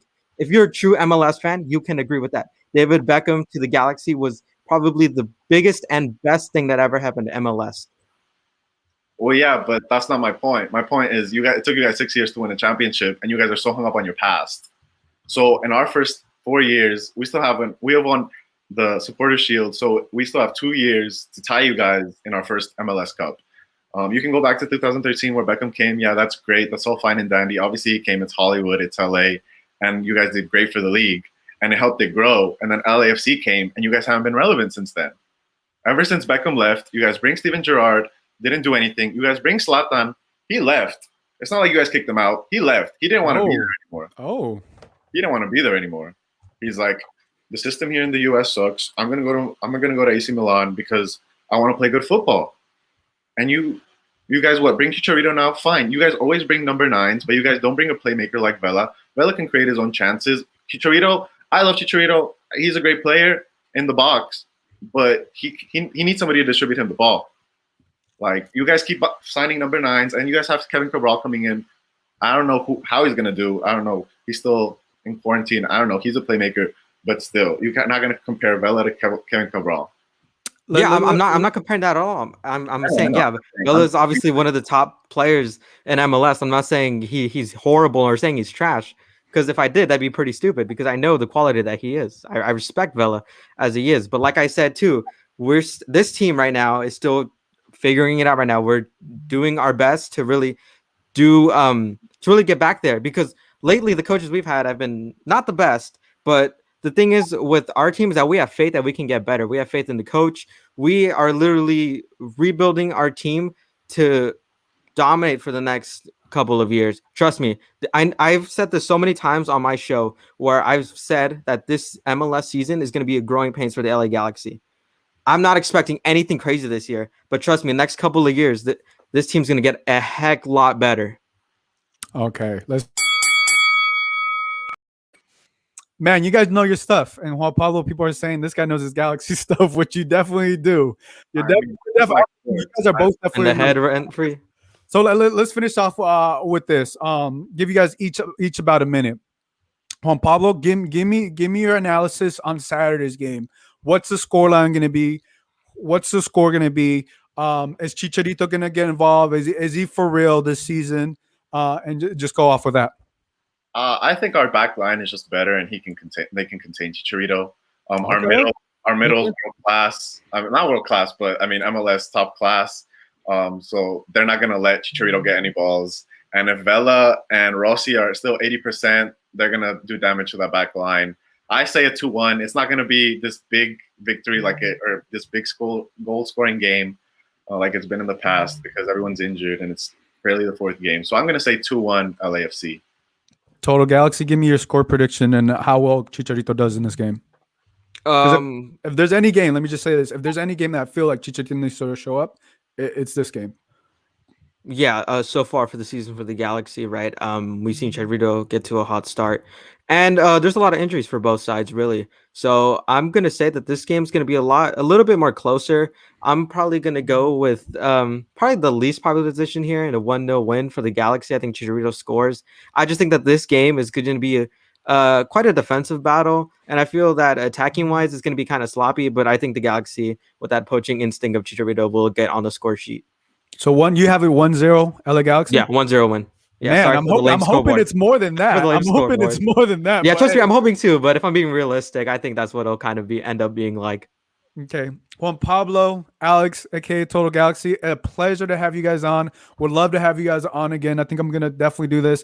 Guys, everybody in the chat, I mean, give these guys a round of applause. Young kids, young bulls, they came in with the knowledge. I didn't know Juan Pablo coming in. He knows his stuff. He messaged me. So drop it in the chat who won, and we'll bring up our Galaxy Guy podcast, and we'll bring up the scarf, the defenders of the bank, and we'll chop it up in here. Thank you guys. Thank you. All right, so I see Galaxy Guy podcast. We have I was falling Marvin asleep here. there for a while. We have Marvin here. We'll throw Marvin here as well, to make it 4. But I don't want the double team though. So we may have to. You actually should have brought on. You should have brought on every single LAFC fan you had to make it fair, because and honestly, Joe, I'm going to be honest with you. I hope you don't get in trouble for streaming this on YouTube, because I'm pretty sure there's a rule against live streaming violence and actual murder on YouTube. So, which I believe is exactly what happened on here tonight. Sorry to all the LAFC fans that came on to your show that had to suffer through that, but it is what it is. Gio, I appreciate you bringing me back on. I was told in the comments that I'm too fiery, I'm too passionate, I'm too emotional. So I'm going to take this next little bit just to kind of calm down a little bit. I'm going to channel my inner Marv. I really loved how Marv spit the truth without having to kind of go ape on everybody. So I appreciate you, Marv. I like the ape reference, by the way. Yeah, right. That was for you. So you caught that. You don't need a map or anything. You got that. But what I love so much is, Gio, what we're doing here, what I love this is, when was MLS ever been able to engender this kind of emotionality, this kind of rivalry? Like, this is what the city of Los Angeles has been waiting for since '96, since Carson came into the fray. They've needed a foil. And yeah, look, we've played each other 10 times. The thing that kills me isn't that we've lost one more game than they have. What kills me is that they've beat us at the bank, which is why I can't wait for this match to be able to even up the score. We've already talked about our score lines and everything else. Look, 10 games does not make a 26-year history. We know that. 4 years, this year for us, does not make a 26-year history. But you have to admit that something like this for the city of Los Angeles, because we know how little Angelinos respect the Lakers-Clippers rivalry. We know we definitely don't respect the Dodgers, Angels, or Ducks, Kings. Not even, it is pretty much, you have to go back to the Rams-Raiders days for something like this. This is what it's all about here in the city of Los Angeles. This is what I love so much. And honestly, we need them as much as they need us to keep this rivalry going. It's passionate discourse like this that will keep us going. Well, so that I think you guys need us far more than we need you, sir. So Chris, let's make an agreement right here. We're 4 years in. 22 years later, you and I are going to come back on Gio's podcast. It's going to be a long time from now, and we'll talk about how we did in our first 26 years, and we'll talk about how you did in your first 26 years. Chances are you guys might fold again and reform as another team, and then at that point, you'll have to deny that team as well that LAFC ever existed. But we'll see in 20 years. Let's get Marvin here. What are your thoughts of this? What we've done today so far? I think you're on mic. I think you're muted, Marv. I think you're Marv is even more zen than before. That was great. I will say this, that the young kids who were talking earlier, just right before us, they brought up a really good point. And, the rivalry heating up here in the city is great. And that's how it should be. That's what a derby should be. But let's remember what the young kids said.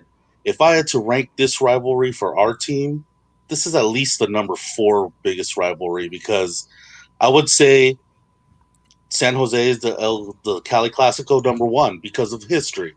Number 2, I would say the DC United game because of the 2 winningest teams in the league. That's our Classico. That's our, 2 top dogs. Then I would say the New York Red Bulls because of the Metro Stars Galaxies. It's always been New York, LA for every sport. Those 2 teams have to hate each other. Right now, I would throw LAFC at number 4 because it's just barely starting. That history is barely starting. So 20 years from now might be a different story depending on how heated it gets. But, yeah, I think they need us more than we need them at this moment. They definitely need us a lot more. So you don't even see a top 2. You see a top, 4th? Yeah. All right. Because people in the comments in the chat, let me know.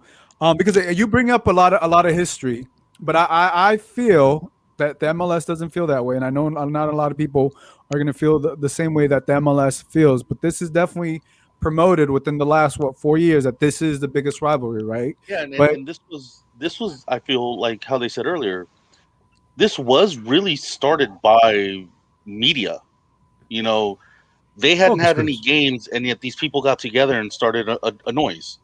And But the what I media would got also up. say though, Zlatan, the game that Zlatan had and the performance he did and Carlos Vela did, just amplified it, right? Like Zlatan put Exactly, LAFC on the map. and the it just made reason it what it is because of Zlatan and Carlos Vela. I would exactly. add that mix. I wouldn't necessarily because that's not media created. That No, is no, no. a We're talking about from superstar the against a beginning. We're superstar. talking about the very beginning.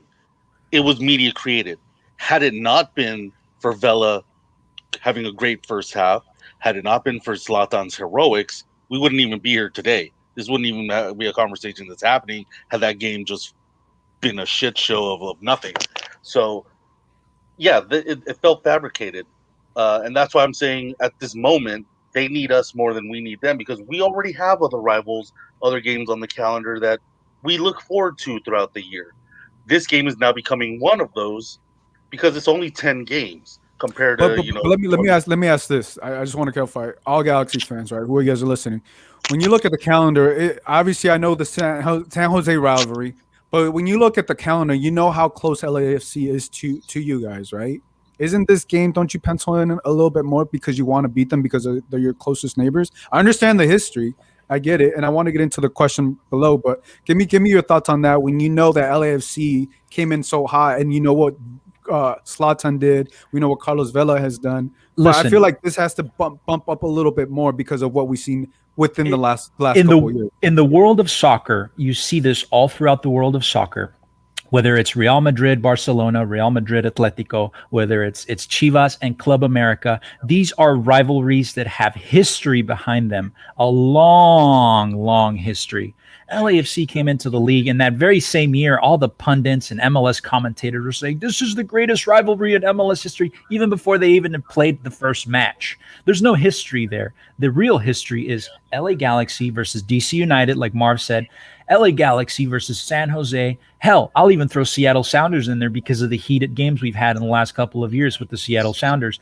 LAFC's been around for 3 years? Before that, let's be honest, we played 33 games against their first identity, which was Chivas USA. We played 33 matches. LA Galaxy took 21 wins, and we lost 4 times against Chivas. That's not a rivalry, sir. There's no history there. That's little stepbrother, you know? I get you, but let's get into this question. But I think the last 4 years, I think this rivalry is different than San Jose because San Jose hasn't been anything. But I get what you guys are saying. All right, let's compare. I wanted to bring this up earlier, but Gio Ayala says compare the name El Tráfico or Clásico. Come on now. Do you guys like the name El Tráfico? I've been like about it, but tell me. Well, Scarf, we'll go with you. Yeah, let me go back to Chris's focus groups for a second there that he thinks made our whole club. What focus groups definitely made was the name El Tráfico. And look, it's not my favorite name. It's not anybody who I know that actually cares about this rivalry. Nobody actually calls it El Tráfico. Okay, I like something like the Battle for Los Angeles or the 110 Collision or something fun and interesting. But El Tráfico, that literally just means the traffic. Like that's it, right? It doesn't resonate. And the problem is, it's like, look, Bo Jackson said, you can't make up a nickname for yourself, right? This was made up by media people. This doesn't resonate with the true passionate fans of either LA Galaxy or LAFC. It's the Los Angeles Derby or the Derby, however we're supposed to say it, right? It's the LA Derby. And El Tráfico, to me, no thank you. We can agree on something, Scarf. I agree with you, sir. It's a pretty silly name. 100% agree. It feels made up. They're trying too hard when if you want to bring people to the sport, if you want to make real fans, call it what it is. The Derby. It's the Battle of Los Angeles. It's the game to see who wins the city year in and year out, the 2 or 3 times we're supposed to play each other. That's how you get real fans to really pay attention. When you manufacture these little quip hashtag type of names, that's where you're going to lose a lot of people because they're just going to say, it's cute. it was all right. No, real diehard fans will know. You can go to Argentina. Everyone knows El Super Clásico of Boca River. You can say that in Mexico City or in Mexico between Chivas and America. You can go to El Clásico, Real Barca. People will know that name because it was earned. Because why? Those two teams built up a history of being the best against each other. This is a derby. There's a lot of great derbies in the world. Roma Lazio, City United, the North London derby of Arsenal Tottenham has a lot of history, and that's another one. You had one team that was great, one team that hasn't won anything since the '60s, but that rivalry is still heated to this day. So you can go to Istanbul, and they're the four teams of Istanbul. They all hate each other, but it was earned through the playing on the field.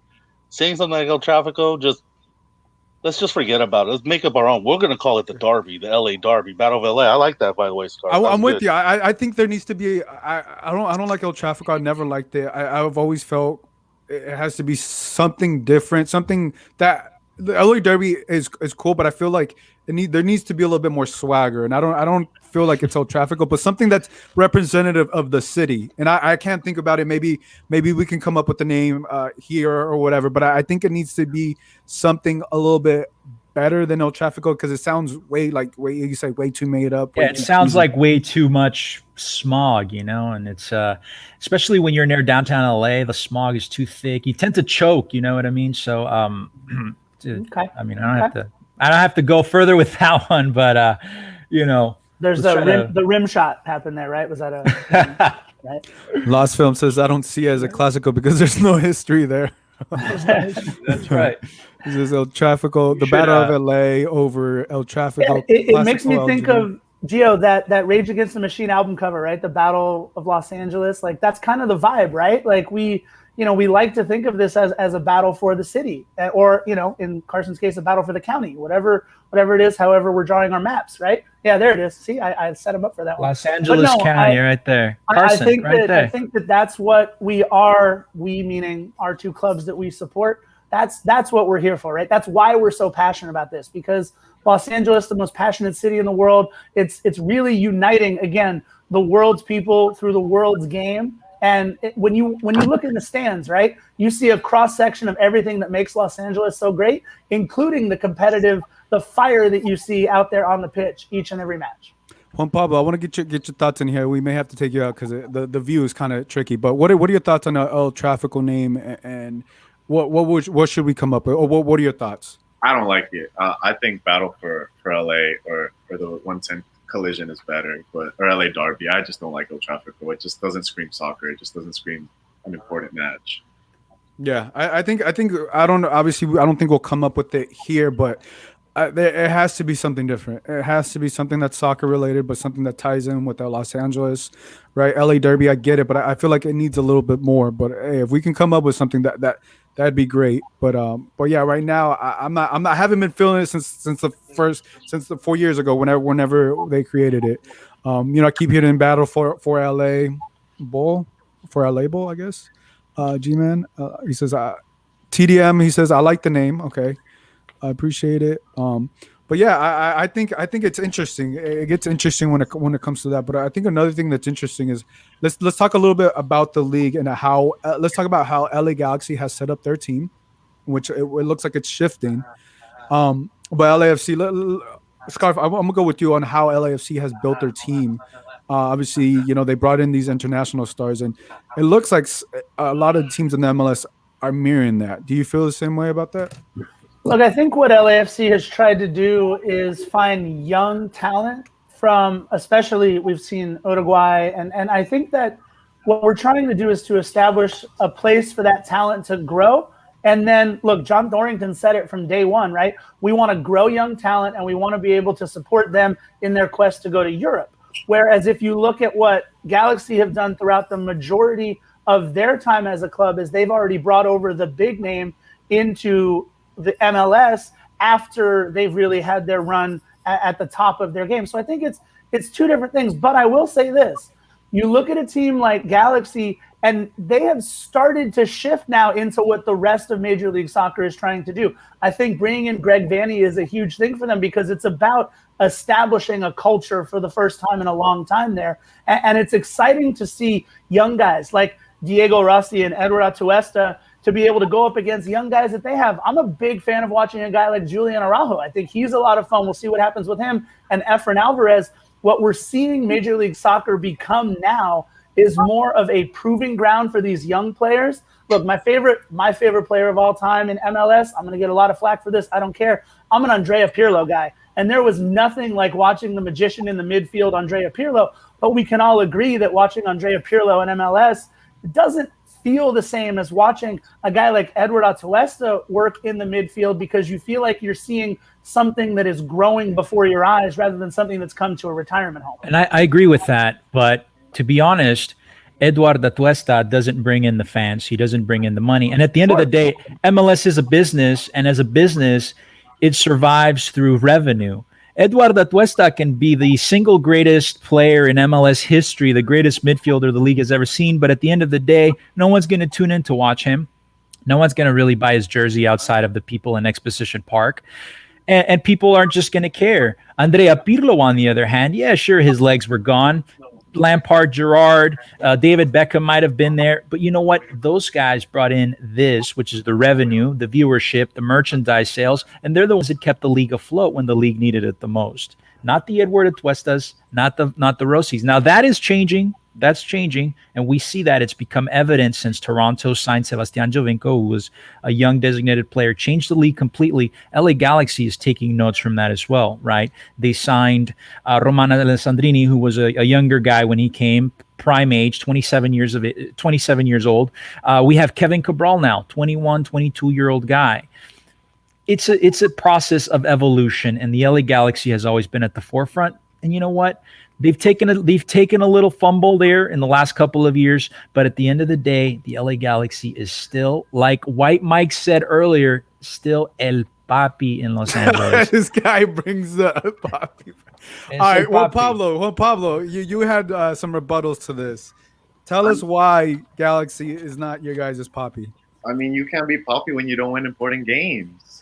Oh. But we have trophies, though. I mean, we go back to the same thing, Pablo. I know you're a young kid, but let him talk. I want to hear what he has to say. You go back to your past, and it took you 6 years to win your first MLS Cup. We heard you say that like 5 times. Oh yeah, and you talked a lot and didn't let anybody else speak. So hey, we made it to the final. I was told to come and banter. I was told to come and banter in the first year, overtime in the rain. So what? What did you guys do in your first year?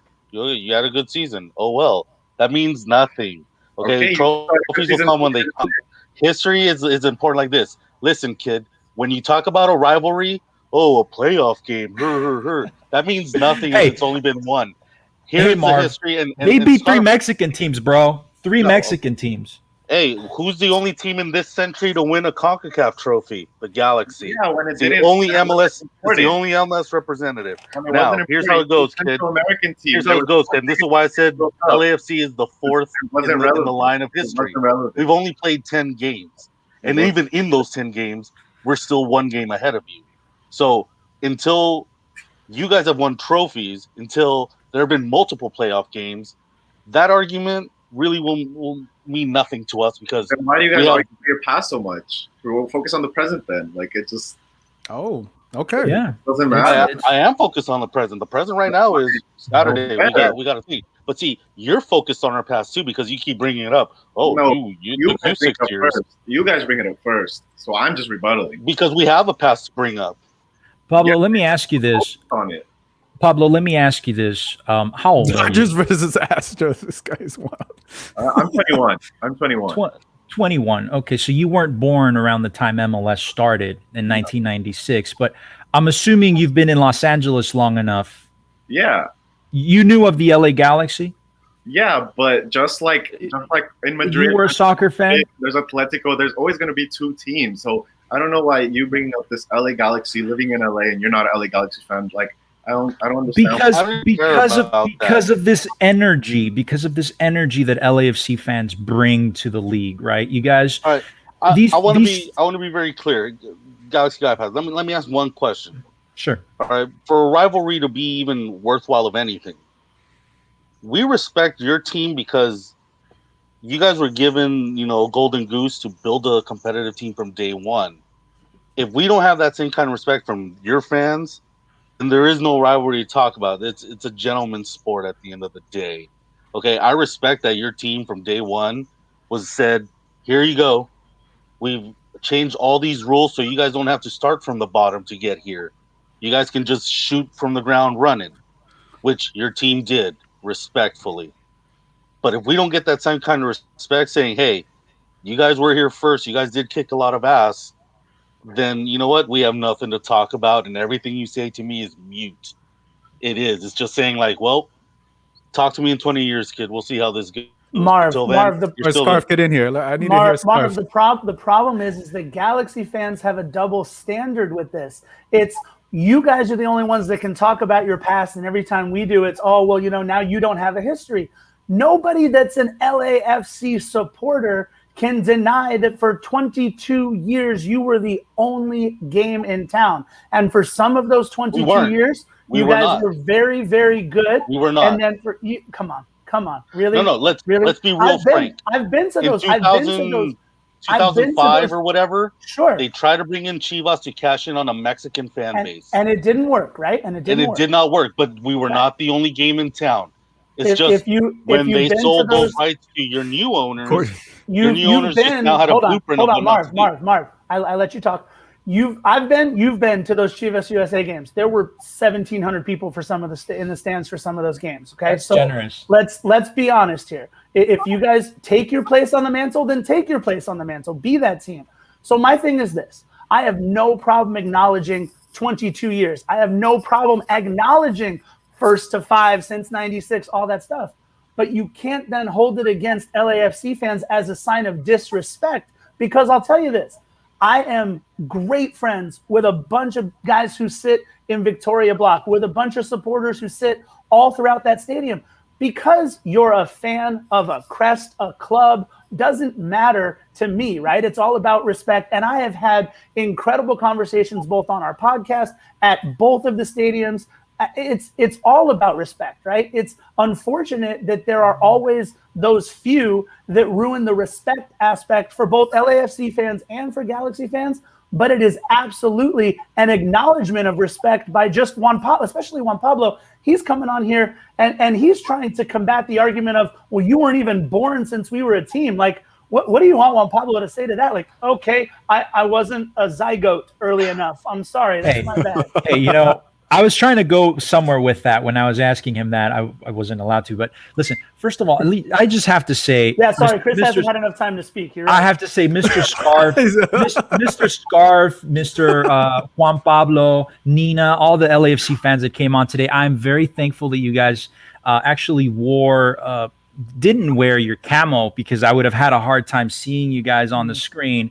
But listen, let's be honest. MLS does not respect you guys. All the teams around MLS don't respect LAFC. They see you guys as a joke, as a laughing stock. The laughing stock of the league is that you guys are the worst fan base since, I don't know, what other fan base has been really bad? Oh, wait, I can't think of that. For the most part, MLS fan bases have been pretty good. LAFC fans showered Seattle players with urine and whatever else, kidney juice was in those bottles.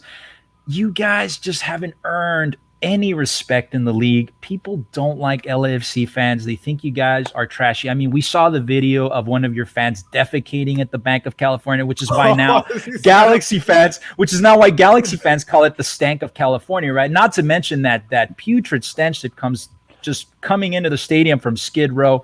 So, I mean, poor girl. I don't know. Hey, by the way, poor girl whoever was caught, I've seen the clip. I didn't think that was going to be brought up, but poor person. Because it gets brought up around these times, around when LAFC and LA Galaxy tend to happen. And I don't know how that happened, but I know certain people on Twitter bring that up. But what I will say is, obviously, we don't want that to obviously happen. But what do you mean about the urine? Are you talking about people putting urine in the cups and throwing it at Seattle Sounders? Is there something that happened? Of course. It's an old Latin American tradition. Old Latin American tradition. In the old countries where they would throw cups or bags full of urine. Yeah. I know that, but I never heard the story of. It seems that Ask these guys; they'll tell you. When at the playoffs? Every game.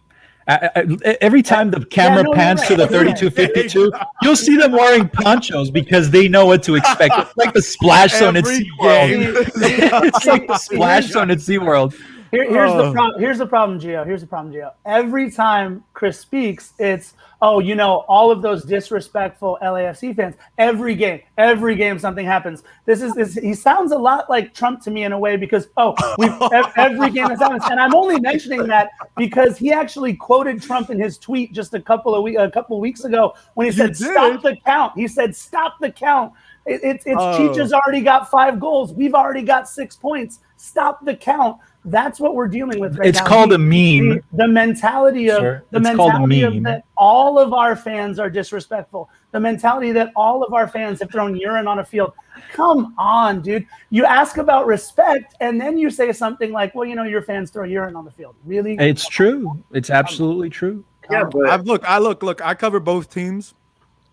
I've never heard that. That's why I asked. I mean, it could happen. It's also COVID happened.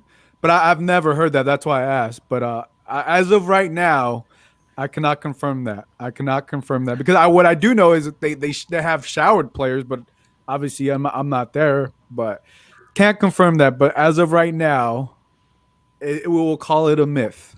We will call it a myth because we actually want to put some accurate stuff out there, But I do like the show and the way it's going. But I also want to ask you guys on the thoughts. Let's say, what are you guys' thoughts on Liga MX teams open it up to having to play in more in CONCACAF Champions? What is it? Right, currently 3 or 4 teams in MLS. Why don't we have more? What are you guys' thoughts on that? Juan Pablo, we'll go with you. About having more MLS teams or having more Liga MX teams, or just more teams in general? More teams in general. I mean, I think it would be better to make the tournament have more importance, or just make it more significant. More teams, more competition makes it harder, makes the win feel better. But I just wouldn't know how it would work calendar-wise because of the MLS schedule is the most unique schedule for soccer in the world. And I just don't know how it would work, but I would want more teams in.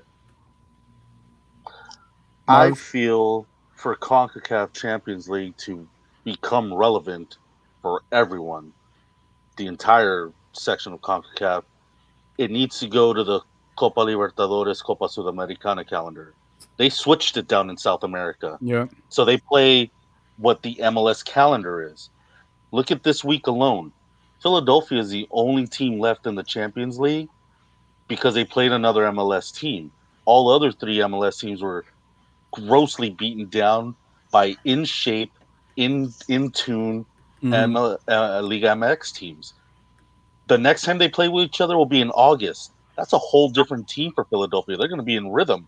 Those teams are still going to be, be in their part. They'll be much more competitive games. Toronto, Portland, these are very good teams when the rhythm is going. There's no reason why we should show the world how embarrassed we can be by going and getting dominated by these teams until CONCACAF switches that calendar so that the MLS Liga MX rivalry will make sense. It's just going to be a bunch of crap. We're always going to be playing in preseason, and it's never going to, be of importance. Preach, Mark. Preach. Like, I think we're all in agreement there because this last time when we came back from COVID, LAFC had a hell of a run there. But you know what? Those were their first important games. Had they been playing, before, it might have been a whole. They were in rhythm. Story. You're right. They were in rhythm. So they were the most in rhythm. When you take 2 teams, okay, and let's just be honest, both of our teams are very rich monetarily. If we were allowed to go out and spend, just like the Liga MX teams, go buy whatever players you want at whatever price you can get them.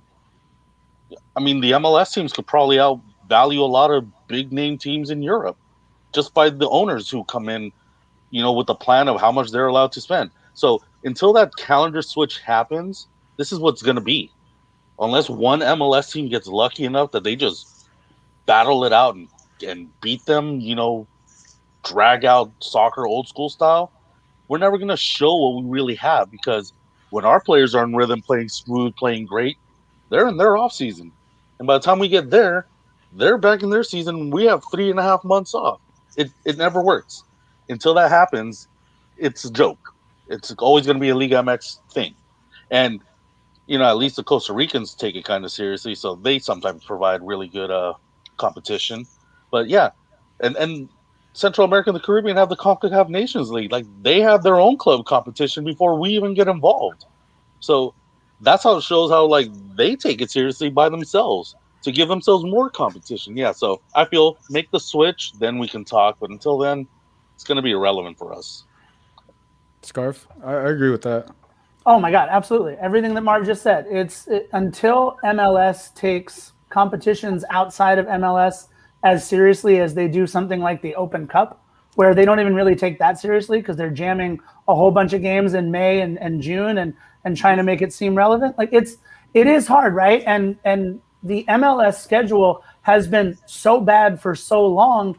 They've done a lot of great things in the first 25, 26 years. I think the thing that we all can agree on from here on out, MLS is here to stay, right? MLS is here to stay. And you're absolutely right, Marv, when you say that, look, if you take the gloves off and let the spenders spend, there's no doubt that the two teams that are here, we're going to be two of the maybe 3 or 4 biggest spenders. Maybe you're talking about maybe Miami, maybe a Seattle tries to bring in somebody, whatever it might be.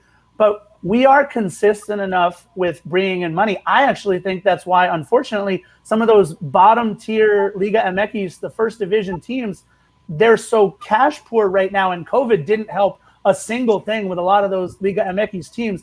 It's crippling, and not just Liga MX, by the way. We're talking teams in the Big 5 leagues. We're talking teams everywhere have been crippled by COVID.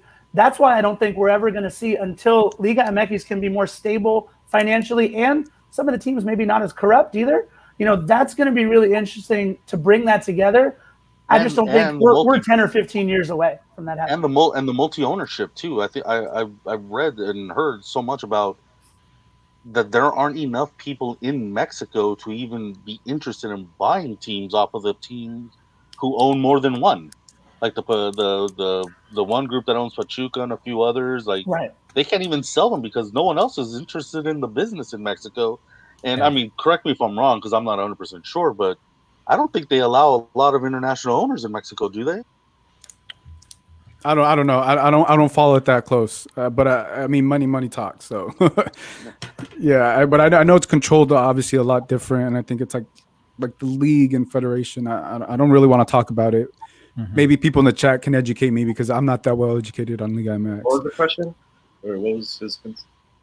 But people, guys, we gotta, like I said, like 5 more minutes to wrap these up. People are calling me a priest because I'm bringing you guys together. Definitely not trying to bring you guys together. I don't think I could do that.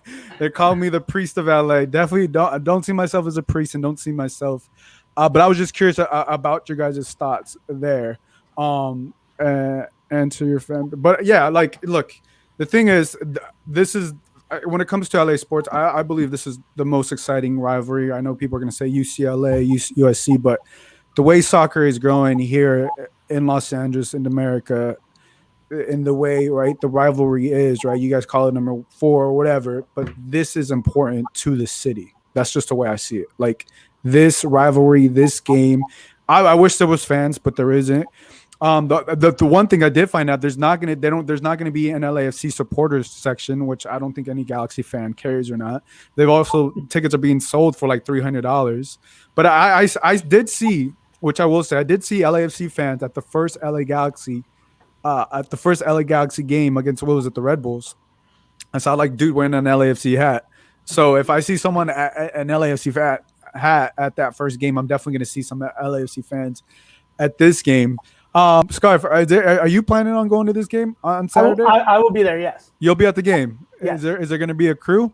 Are you guys going to have a crew? Well, I mean, you don't have to tell us your plans, but no, we're going to have 5 people with us. It'll be 6 of us total coming to the game together. Look, I don't know how any fan who look, let's be honest, what's keeping a lot of Galaxy fans from going to LAFC matches and LAFC fans going to Galaxy matches dude, it's stupid. The resale and how expensive things are. We're talking $25, $30, $40 tickets that are being sold. Just add a zero on the end of that. Exactly right. Yeah, we're adding a zero on the end of that. And that's, to me, that's awful. Those companies like Ticketmaster and AXS or whatever it is, it's awful. And I think personally, the only reason why I'm able to go, I'll be perfectly honest, I spent the money to go, and I'm so grateful that I've got the ability to afford a ticket. But the unfortunate part is there are so many passionate fans in Los Angeles, whether it's Carson fans, LAFC fans, that want to be there, that want to support their club, but can't do it because it's so ridiculously expensive. Poor Juan Pablo, dude, he didn't even have the $50 to become an original member, and now we're trying to charge $400 for a ticket. We're picking on poor Juan Pablo. I love you, man.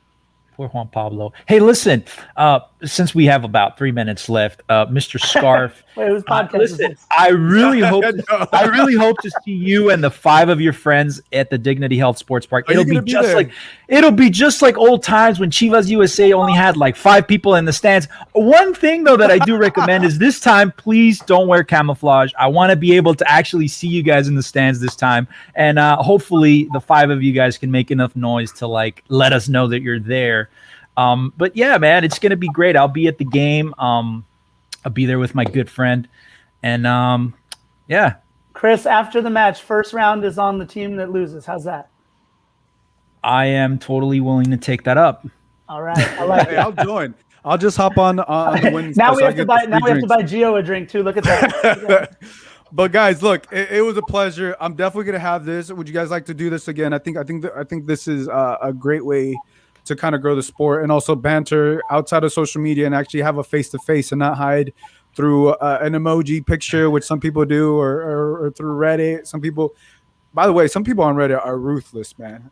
They'll Some guy named Hugh, I heard, is really no. I mean, like ruthless, in almost a toxic way. Because I posted about this on both groups, and I got some not so pleasant things. It was weird, but anyways, there's just some hateful people online for no reason. Yeah, I've experienced that through Twitter, but like it was weird. I don't know. I'm still getting used to Reddit, but nevertheless, guys in the chat, let me know if you guys want something like this. Obviously, we finished it. We went a lot longer. It was only going to be an hour, but let me know if you guys want something like this, more consistent, because I'm planning.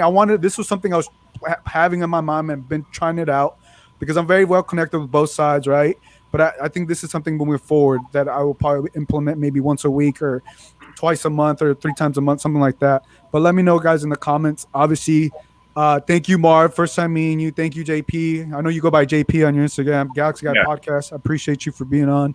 Defenders of the Bank. Appreciate you for being on. Guys, also make sure to subscribe to our podcast. I'm going to turn this into audio so you can listen to this banter show. We're calling it the Battle. I'm still thinking of the name. The Battle Clash of here. I have it. Let me just play. What am I doing? The LA Derby Clash. That is what this segment is. But yeah, guys, that's gonna wrap things up. We just went over 2 hours, and we have still 64 people watching. We got about to 80 different people. So I appreciate you guys being on. We're gonna continue this going. Any last word from you guys? I got this. I think I figured it out. How about hashtag Classico Angelino? Okay, I can mess with that. I like that.